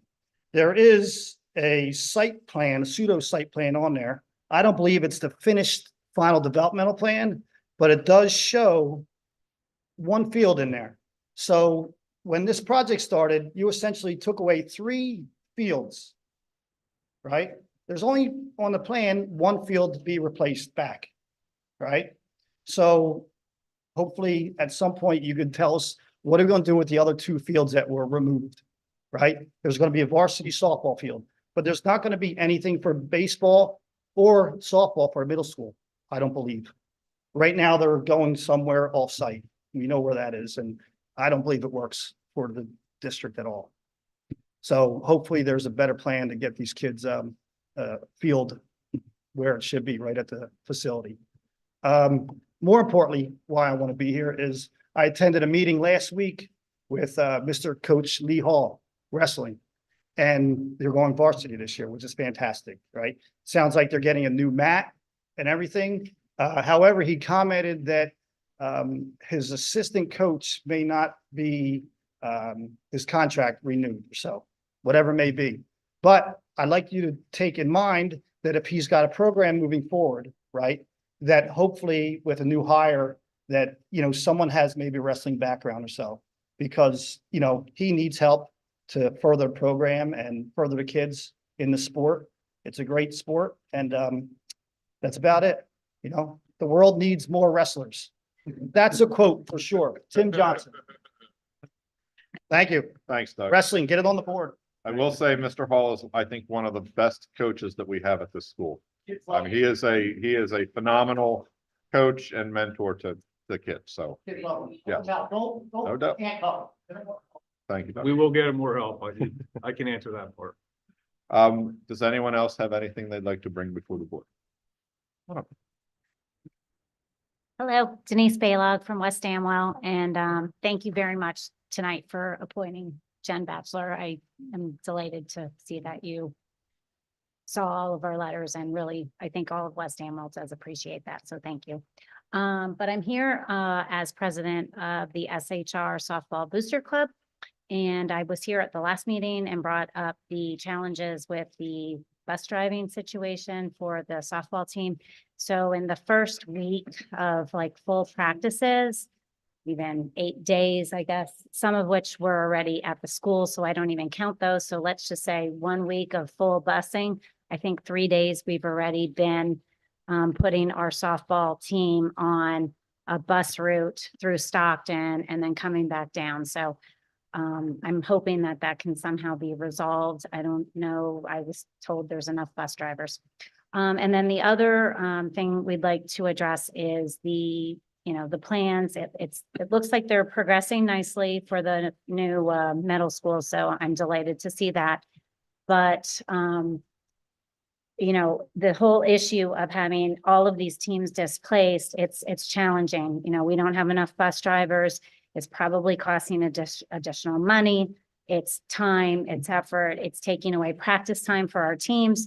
So if there's any way, when the structure gets built with the walls, if there's a way to move the fence in and start to work on the softball field and the other fields that need to be, fixed, heated, that would be greatly appreciated, because we'd love to be back on the field next year. And I'm hoping that you can figure out some kind of plan that you can get us there sooner and that we're not displaced next year. So I'm, talking about it now so we can think about in the future. And one last comment, thank you very much for the presentation tonight. It looks like a great step, in the right direction. So good foundation. Thank you. Thanks, Dave.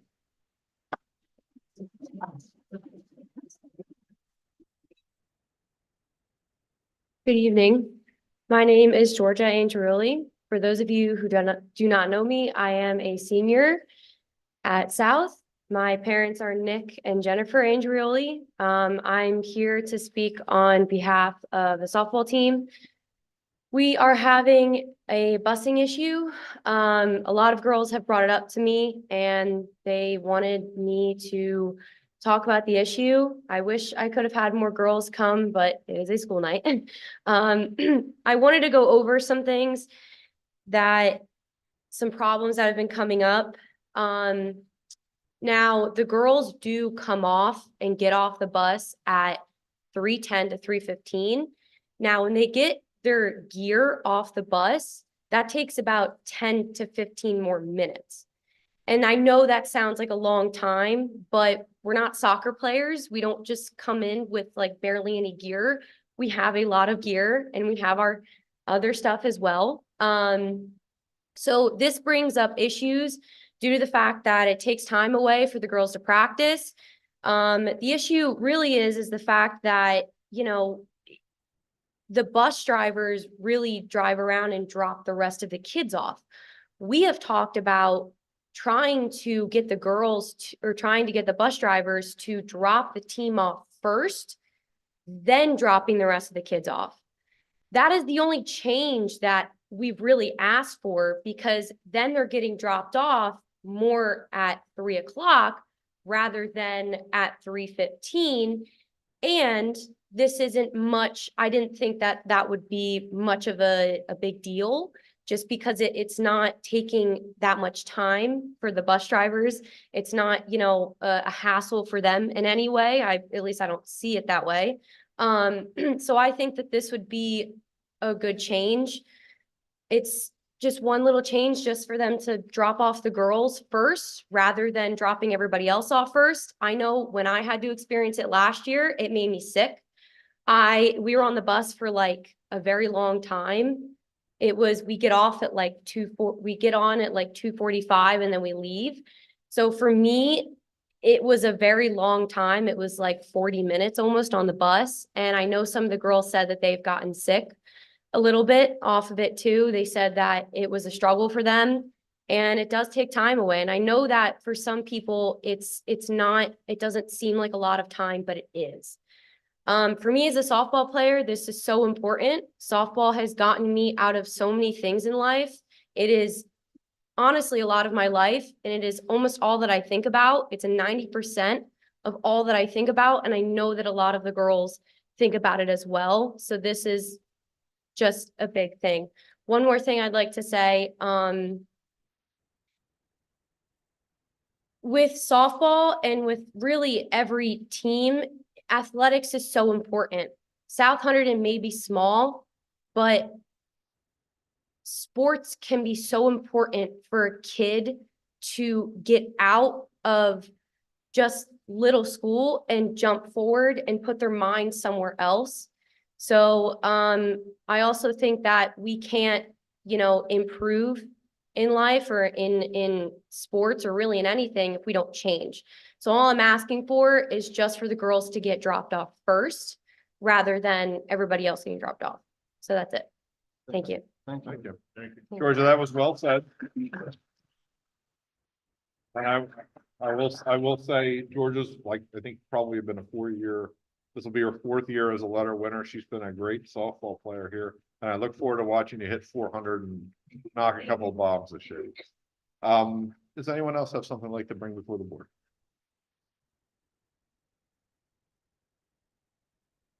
Hello, everybody. I'm Tim Eberly, resident of Lambertville for I think almost 20 years now, which is crazy. I know some of you. In our household, my son Luca is a 7th grader. Academics comes first, and I know that's a lot of what has been discussed here tonight, but I'm actually here to talk about a sport, which was mentioned previously, and that is wrestling. So prepared a little bit here, I'll try to be real quick. So 1974, Barry Runkle came up with the South Hunterdon wrestling program, started the program. And I'll just say, I grew up in Bridgewater, but my family is originally from Roseville Park, which is a very small school, very much like South Hunterdon. And my grandfather was on the first ever Roseville Park wrestling team. Roseville Park has one of the oldest programs in the country. And when they started it, they thought it was small. They couldn't, how are we going to do wrestling? And then look where they are now. So anyway, 2000, 2001, that was the last season for South Hunterdon. And it's now been about 25 years. There's never been a district champ at South Hunterdon, but they are now going varsity, which is fantastic. I was at a meeting the other night. And I think, most programs, when they disband, they don't come back certainly. And I think there's a reason that this one is coming back. I think one of the reasons is the sport of wrestling. And the second reason is where we are. So this is Hunterdon County, Pennsylvania. For those of you, maybe not steeped in wrestling, history, this is like a hotbed of wrestling in the United States. Hunterdon Central, North Hunterdon, Voorhees, these are some of the best programs, not just in New Jersey, but anywhere. Within maybe 45 minutes of here, there are probably 6 to 8 wrestling clubs. So wrestling, I have, along with Doug there, I've been a coach of the junior program here, which is both sides of the river. It's Solebury and South Hunterdon. So West Amwell, Lambertville, Solebury. So what I want to go over in my limited 40 seconds here is we had a banquet the other night, K through 8. There were over 125 people there. The turnout for wrestling in this area is insane, but what happens is you need a feeder program, and there's young kids, and then they get here and there's no middle school team. And there's a coach now who's trying to get things off the ground with a varsity. And there's I guess a teacher that's not being retained who is an assistant. So I bring it up in that there's a core of kids we've been coaching from when they were kindergartens. They're wrestlers. They are we going to come? Can we come to South? Is there going to be a serious program? And my son's one of them. So I just ask that I'll finish up. It's fantastic that there's a varsity wrestling program again at South. So that's a congratulatory thing. But what's the planning for it? Do you really have it for these kids? Like, is there going to be a plan to actually have a program? Because that has to be a feeder system. So we put hours upon hours in the last 7 years to get the kids to here. Can we now get them into a high school program? The last thing I'll say real quick, and excuse my extra 30 seconds here. But wrestling itself, I had said the area, but wrestling is the hardest, toughest high school sport there probably is. It's humbling, it's grueling, it's strength, stamina, it's tactical mastery like chess, it's weight cutting, it's one-on-one athletic combat, mental marathon, and most importantly for the school, it builds a strength of character, and you want more wrestlers walking around the school. And the last thing I'll say is, being a progressive school, yes, you're starting with the boys team, but girls wrestling is the fastest growing sport in New Jersey. And they just said in 2026, there's going to be an NCAA girls, wrestling championship. So it's not just limited to boys. So that's all. Thanks for your time. Thank you very much. Yeah, the only thing I'll say, just kind of both comments. So we have full intention of replacing the assistant for the wrestling program. And I've had conversations with Jason Miller about, the future of the program and the fact we would love to have a middle school team if we have the kids. So, once the 5A building opens up and, we're looking at, different opportunities for kids there, wrestling is definitely on the roadmap down the road. So keep the kids coming. I will say too, as a board, we have former wrestling champion over here. We have people who are supporters of wrestling. My cousin wrestled for Coach Runk back in the day, back in 1998 or so. We had to go and we've invested. We have bought mats. Okay. We have bought the equipment. This is not something that you do if you're just planning to do it for a short term. We are interested in seeing it flourish. So the fact that you guys have kids that have trained and they're coming here, that's kind of what we were hoping for. So that there would be, because you do need a core of people who would do it. So I just wanted to note that. Gina, what did you want to say? I'd say my son participated in the program, the new home, solar and Lambertville program this past year, and the amount of work that you guys put into it and the coaching and development that they're doing is just, it's amazing, and it's really good. Does anyone else have something they'd like to bring before the board this evening?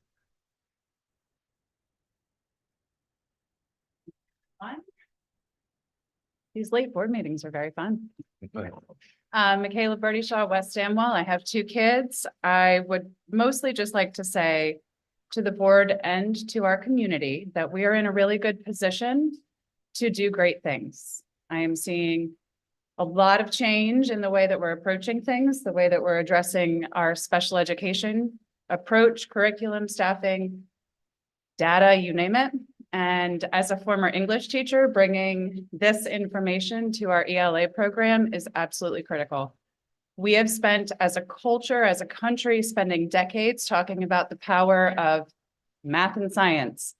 And me, the little English teacher, is going, but what about the reading and the writing?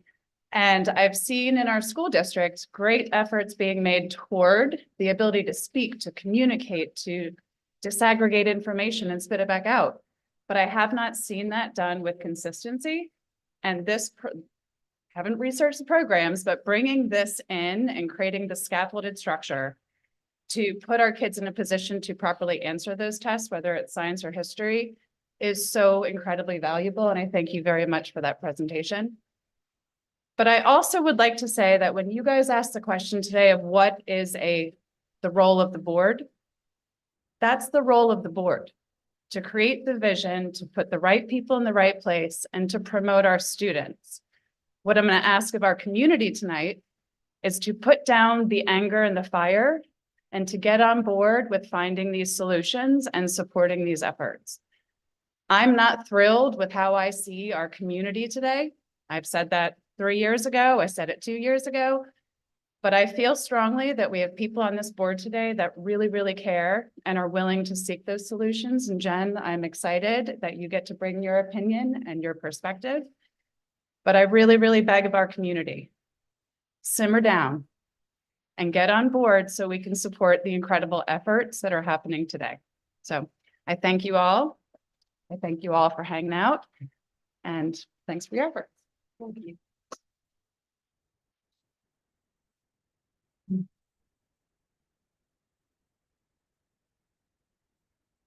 Doug Graver, Lambertville. I wanted to just express to you all just how profoundly grateful I am to all the work, dedication, and heavy lifting you all have done for our communities. Every day that I walk by where LPS is now, I just find it stunning at all the effort that had to have gone into moving a whole elementary school. And I feel such gratitude to you all and the district for all that work. I mean, my phone's dead. I had other things I wanted to say, but the other thing I wanted to say is my son's in 9th grade and he has 3 friends were over and having dinner with us. And they started talking about a book they were reading, which I knew nothing about because my kid tells me nothing. And they spent 20 minutes talking about the book of Mice and Men. 20 minutes for 9th graders, these idiot kids. I was shocked. I was absolutely shocked. So I'm very grateful for that as well. To have my kid who does not read any book, spend 20 minutes talking. So I'm very grateful. Thank you. Thank you, Doug. I will just say, Doug, your son may not be much of a reader, but he's a heck of an actor. He did a fantastic job in the play. Oh, that's the older one. Okay. All right. Bednar, West Amwell. I'm going to piggyback on the softball parent issues. I could say I could care less because I'm out of here in 54 days and don't have to deal with this school anymore. But Doug and all these great parents have really done a great job of building up the younger girls, developing the love for softball. And I think we have a chance to have another couple of years of a really good team. We could have had state champs a couple of years ago, but we won't go there. But if you look at the banners in the gym, I think you're going to see a lot more current dates for the girls than you're going to see for the boys. The boys have a great field, the boys have great dugouts, the boys have great signs. The girls don't even have a field. So my understanding that's been brought to my attention is that with the new plans, the field is going to be down where the nature trail is now, I guess. That's what my daughter is telling me, that part. But I have come to find out that there's no plans for dugouts to be built for the field. That's not true? Okay, because that's what has been brought around. So I was hoping that that wasn't the case. So Okay, then that's good. So let's keep that on board. And then I guess just to kind of drill in the thing about the busing, because the girls say they don't really get to start practice until 3:30. So you're already losing a half an hour there. And then the girls who need the early bus need to leave early. So they're losing out on practice again. And you do have a potential to have a really good group of girls here. And I don't know how middle school gets to their fields. If they go directly to Hewitt, doesn't really seem right to have the middle school team get the preference and the varsity teams, the high school teams that really need the time, don't get that. So thank you. Thank you for consideration. Thank you, Georgia. So just a couple of things I'll say. So Mr. Harris and I will sit down tomorrow and take a look at the immediate need, the bus situation. Just from the field perspective. So what I will tell you right now, timeline wise, so our contractor has, pretty much fleshed out for the next 12 months, targets for every little thing for the project. Right now, the completion date for the new softball field, which by the way, will not be down near the Nature Trail. It's actually where it is now, but kind of reversed in the opposite way. I have drawings of it. I can send it to you if you'd like to see. Yes. Plenty. Yep. So the plan right now for a completion date is actually January 17th of 2025. But the issue is really the grass. So we need to, if we want to have a chance, we're really going to need to seed it in the fall in order to be able to make that happen, because you're not going to grow grass in January. So what we're going to try to do is this Wednesday, we have a construction meeting with our 5A contractor. It's on our agenda already. We're going to talk about what are our options to hopefully expedite that process. I can't guarantee anything, but it's on our radar. We're going to do everything we can, because obviously we don't want to miss those seeds. Can I just say, as a former varsity softball player, I will be the softball czar. I'll check up on this, and I'll make sure it's preferable. I definitely get the concerns, especially getting equipment off the bus. They have a whole lot of stuff, buckets of balls, nets, tees, anything you can think of under the sun. I get it and appreciate your comments, and I appreciate the concerned parents and also as the chair of transportation. I know we're going to sit down and talk about some of the busing concerns and find a reasonable solution and find something that works. Does anyone else have anything they'd like to bring before the board?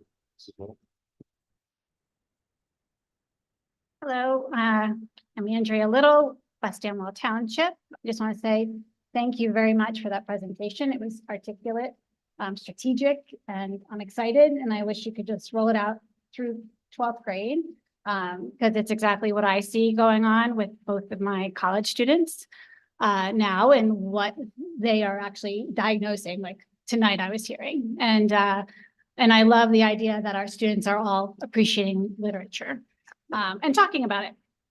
So that's not why I'm here today. Today I'm here to address the board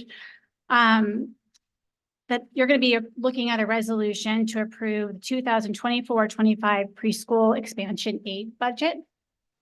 And I'm bringing that to the attention because in November of 21, a referendum was in front of our district. When designing the Lambertville Elementary School, it was known there were more pre-K students in the future than the 2 classrooms. On October 15th of 2021, the administration documented to the state 36 pre-K students for 2022 enrollment. I will send this, and I'll email this to everybody because it's a lot of information. That was 3 classrooms. Within the document stated 90 eligible pre-K students for the future program. This was submitted before the referendum was up for the vote, knowing the new school was not reflecting enough space. It was a November 21 agenda after a referendum was approved that this was presented. The referendum also stated for the grades pre-K to 4 within the Lambertville Elementary and the middle school is 5 and 8.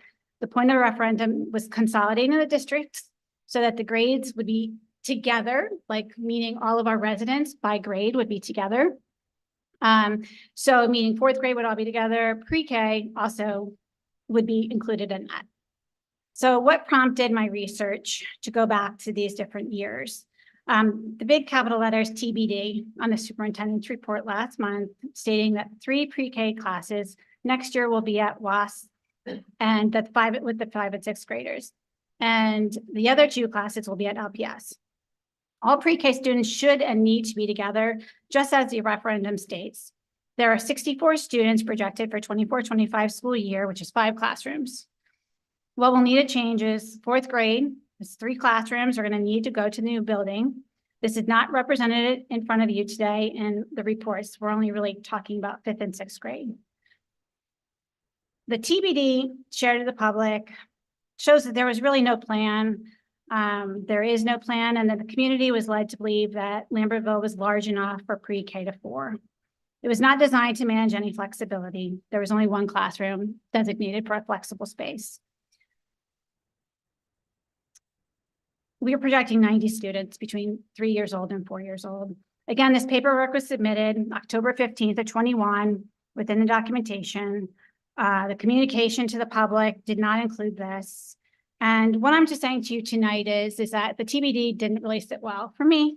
I believe that when you were looking at what's going to happen for the next school year, you really need to consider grade 4 going with grades 5 and 6. If not, 3rd grade as well, because we're moving children too often. When the referendum passed, it was documented that West Amwell would be sold and the funds would help offset the costs of the referendum. The citizens in this district deserve something to be correct from that referendum, and that would be one of those things. We are too small of a district to be considering 4 buildings. We deserve these answers, we deserve the plan, and we deserve that transparency. TBD should not be part of that conversation when we went into this referendum. So thank you. I will put this out there for you because I abbreviated. Well, I have some responses I'd like to. Oh, great. So just a couple of things. I think, you're referencing the demographic study, which was done in February of 2021. At that time, the reason why the number that was projected for preschool was so low is because there was no preschool expansion need. We didn't find out about preschool expansion need from the state of New Jersey until the summer of 2023. So it was not on our radar. It was a paper-only program. There was no way that we could afford to have pay for students to come to preschool for free. So when you say improper planning, honestly, I got to disagree because we were not aware. You're talking almost 2 years that went before we even had any idea that the state of New Jersey was going to fund free preschool. So with that, when we found, well, I'm not looking at the study. yeah, we were not awarded the grant. So I just want to clarify, and obviously you can disagree. I just want to clarify that when the demographic study was completed, right, preschool expansion was not on anybody's radar. I'm not actually referencing the demographics because I'm actually referencing what was submitted to the board November of 2021 was the 2022-23 district enrollment and planning worksheet that had for 21-22 early childhood universal. We only submitted that we were having 36 students, and it has your documentation, but it has here that our risk eligible preschoolers was 90, 45 for 3 years old, 45 kids for 4-year-olds. So this was within the board minutes from 2021 to the state. So this was submitted to the state in October before the referendum. So we were aware that we had the potential for 90 students. Well, I'm looking at it here, and then last year. At this point, I don't waste everybody's No, time. that's We it. can It's meet, really we can not, walk you but- through the process, and the reason why, quite honestly, we said TBD is because we want community input. The reality is, for next year is our plan, but for the 25-26 school year, the Board of Education is going to have to make some decisions about what this is going to look like. And quite honestly, they don't want to make decisions without community input. So you're going to hear about that in our school and community report tonight that Ronnie will share. That basically what we want to do over the next 6 months is really have informational sessions and get an idea from all parts of our community of what would you like to see. There are different options, and there's different options that we'll share that will have budget implications and everything else. No final decisions were made. There hasn't been anything decided other than what's going to happen for next year. So I would welcome community input when we have those information sessions so the board can then make an educated decision based on that input of what things will look like for 25-26 and beyond with our preschool program. We quite honestly think we're probably going to cap at 5 classes. We'll see based on our numbers right now. We'll probably have a better idea when we get into next fall. But right now, it probably looks like we're going to stick to probably 75 kids and not go up to 90. based on how. So that's 5 classrooms. Yeah. Right, and we have 2 designated. So my point being is that, Right.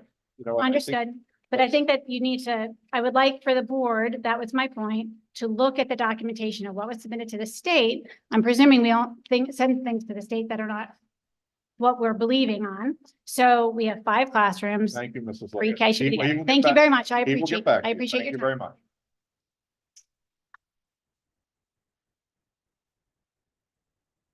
Is there anyone else who would like to bring something before the board? Do we have anything online? We have one. And it is from Shannon Burkhead. South Hunterdon, just a reminder, Regional Education Association would like to invite everyone to our annual Family Literacy Night on Thursday, April 11th at West Amwell School, starting at 5:30 p.m. Children will participate in literacy-based activities and will receive some of the over 4,000 books will be given away. We are pleased to be offering transportation from Lambertville and Location Building to West Amwell at 7 p.m. Graphic novelist Jamar Nichols will give a presentation and sign copies of one of his books. We look forward to seeing you all there. So information was sent out about this. There is a Google form for anyone who might require transportation. We're going to be running a bus back and forth for this night. We'll do reminders because I know it's still several weeks out.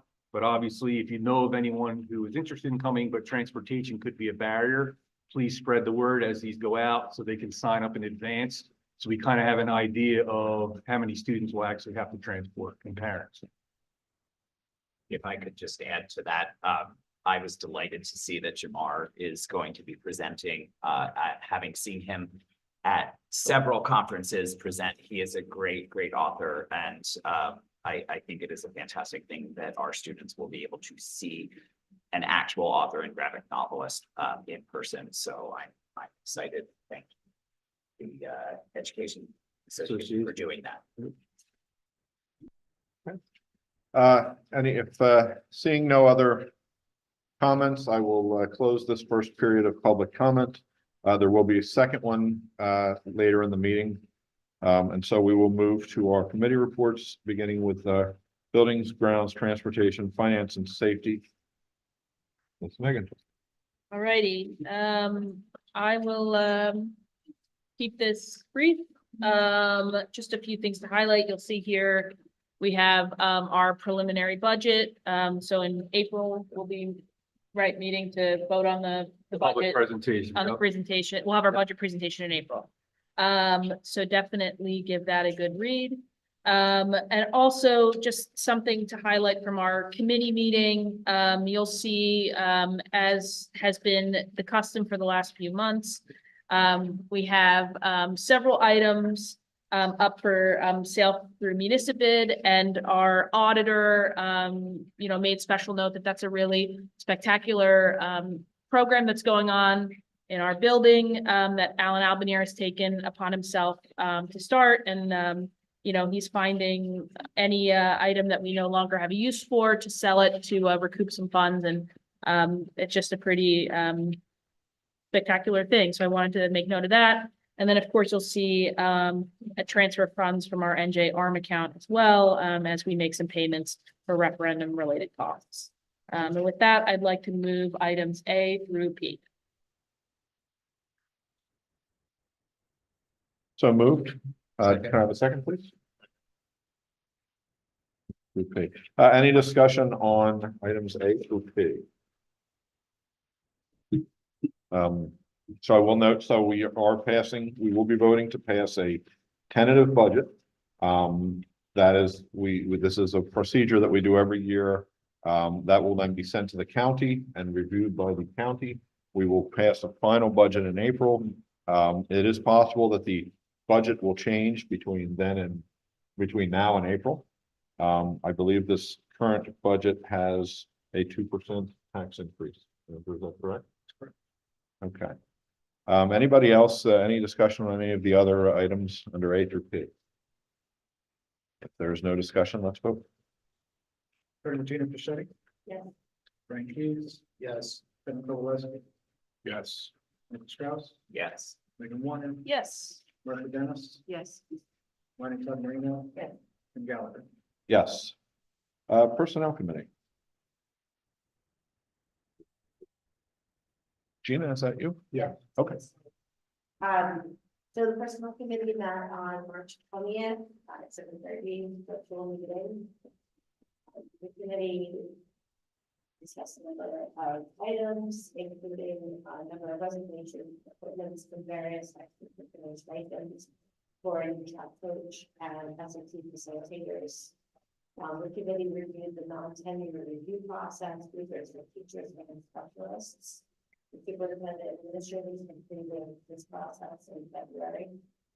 The committee also was informed of current openings in the district, which consists of 2 elementary openings, 1 ESL with a high school, 1 health and PD at middle school, high school, 1 mental health clinician, 1 leader of the middle school, high school, which is the data manager, and 1 bilingual secretary at the elementary level. Several candidates in these positions are on the agenda this evening for approval. Finally, the committee discussed the process for sick benefit requests. The way to go with these items. Yep, so now you, So I'd like to move, with items, A and B. okay, so moved. Can I have a second, please? Second. Second by Megan, thank you. Any discussion on items A and B? There is no discussion, let's vote. Reverend Brian Keys? Yes. Kowalski? Yes. Mike Strauss? Yes.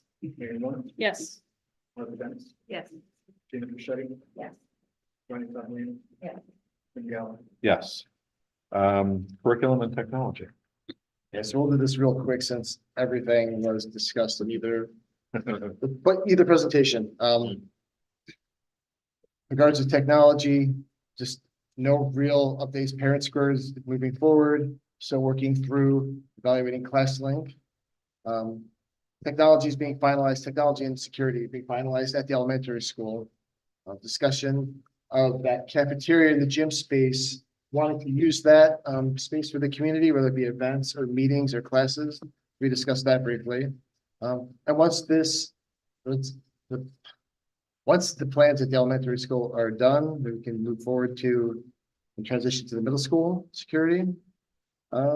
Everything else we talked about in Tony's presentation, reconfiguration assignments, and we discussed the curriculum presentation. So, made my job easy tonight because everything was talked about before it came to me. So And nothing to move in curriculum. Okay. So let's go to policy. I can do that. All right. So we talked about for first read, you can see up on the screen, eligibility of resident, non-resident students, both a policy and a regulation. And then specifically policy, guidance counseling with some updates based on statute changes.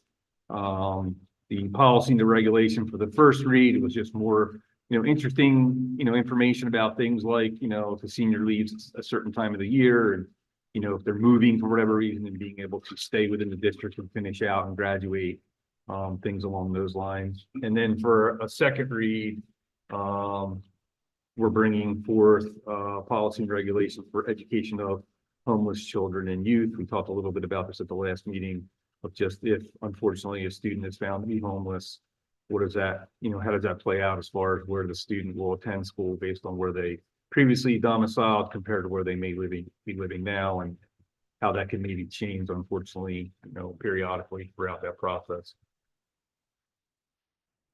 Okay, so with that, then we will need a motion to approve items A and B.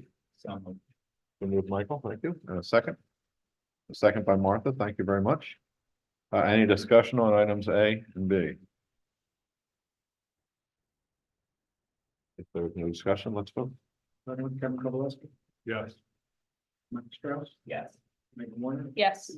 Martha Dennis? Yes. Gina Pichetti? Brian Keys? yes. Ronnie Tamayo? Yeah. Jim Galvin? Yes. School and community, Mrs. Todd Marina.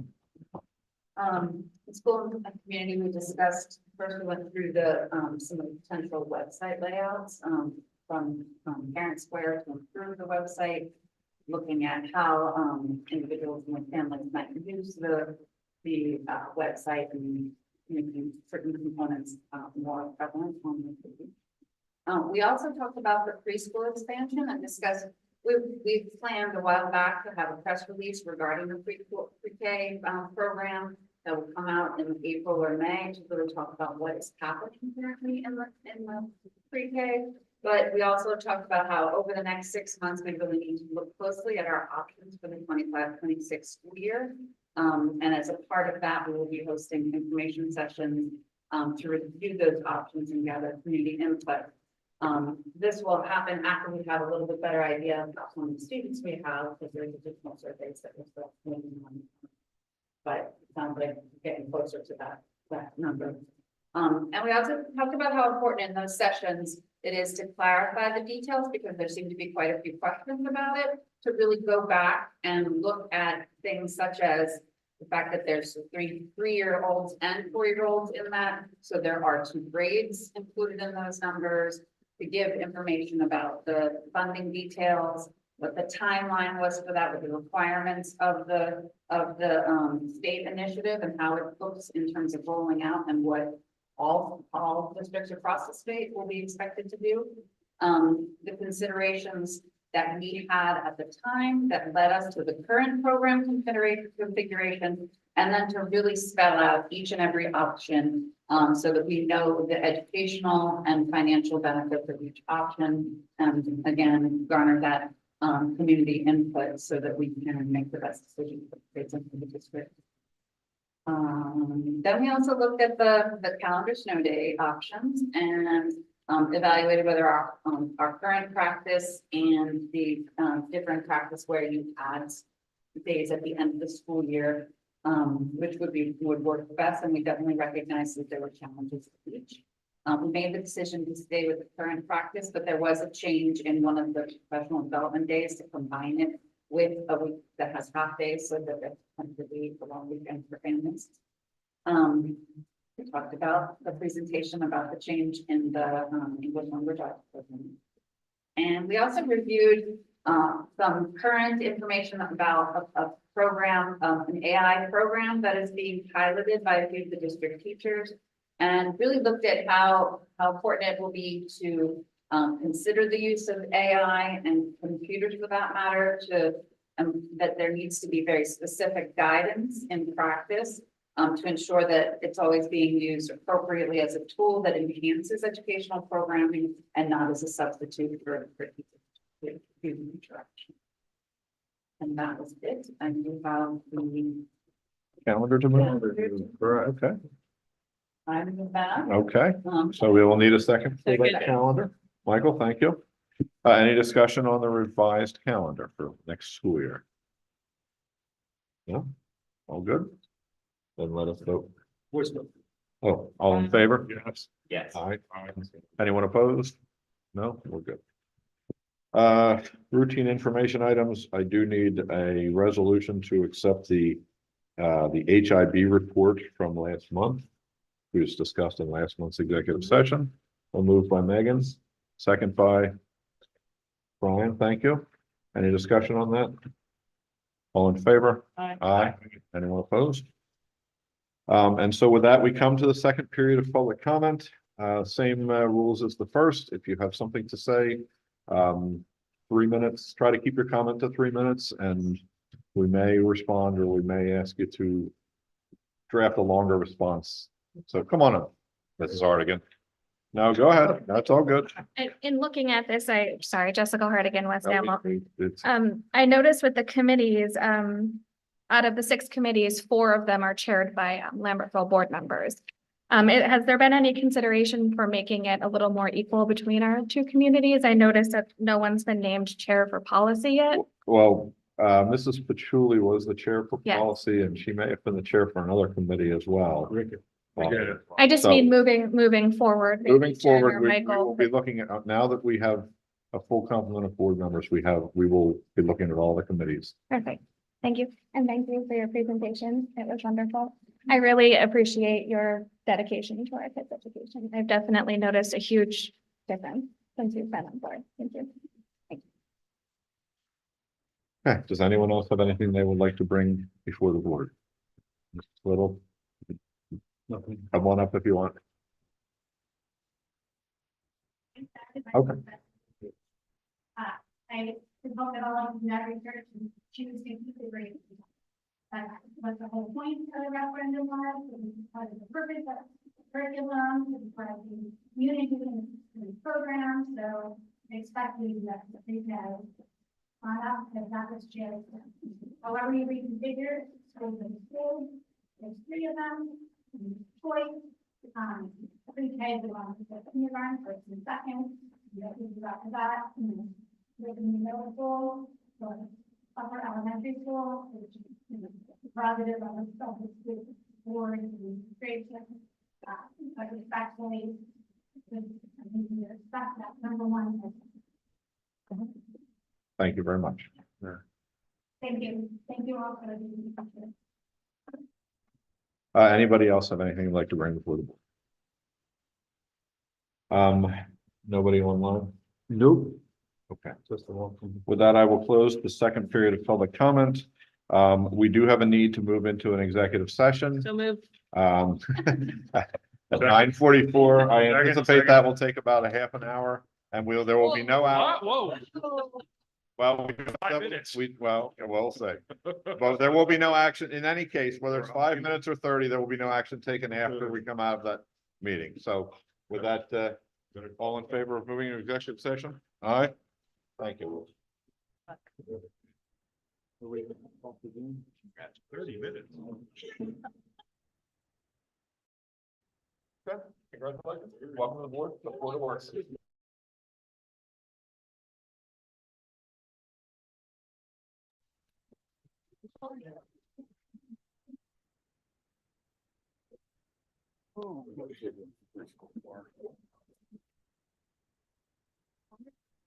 I'm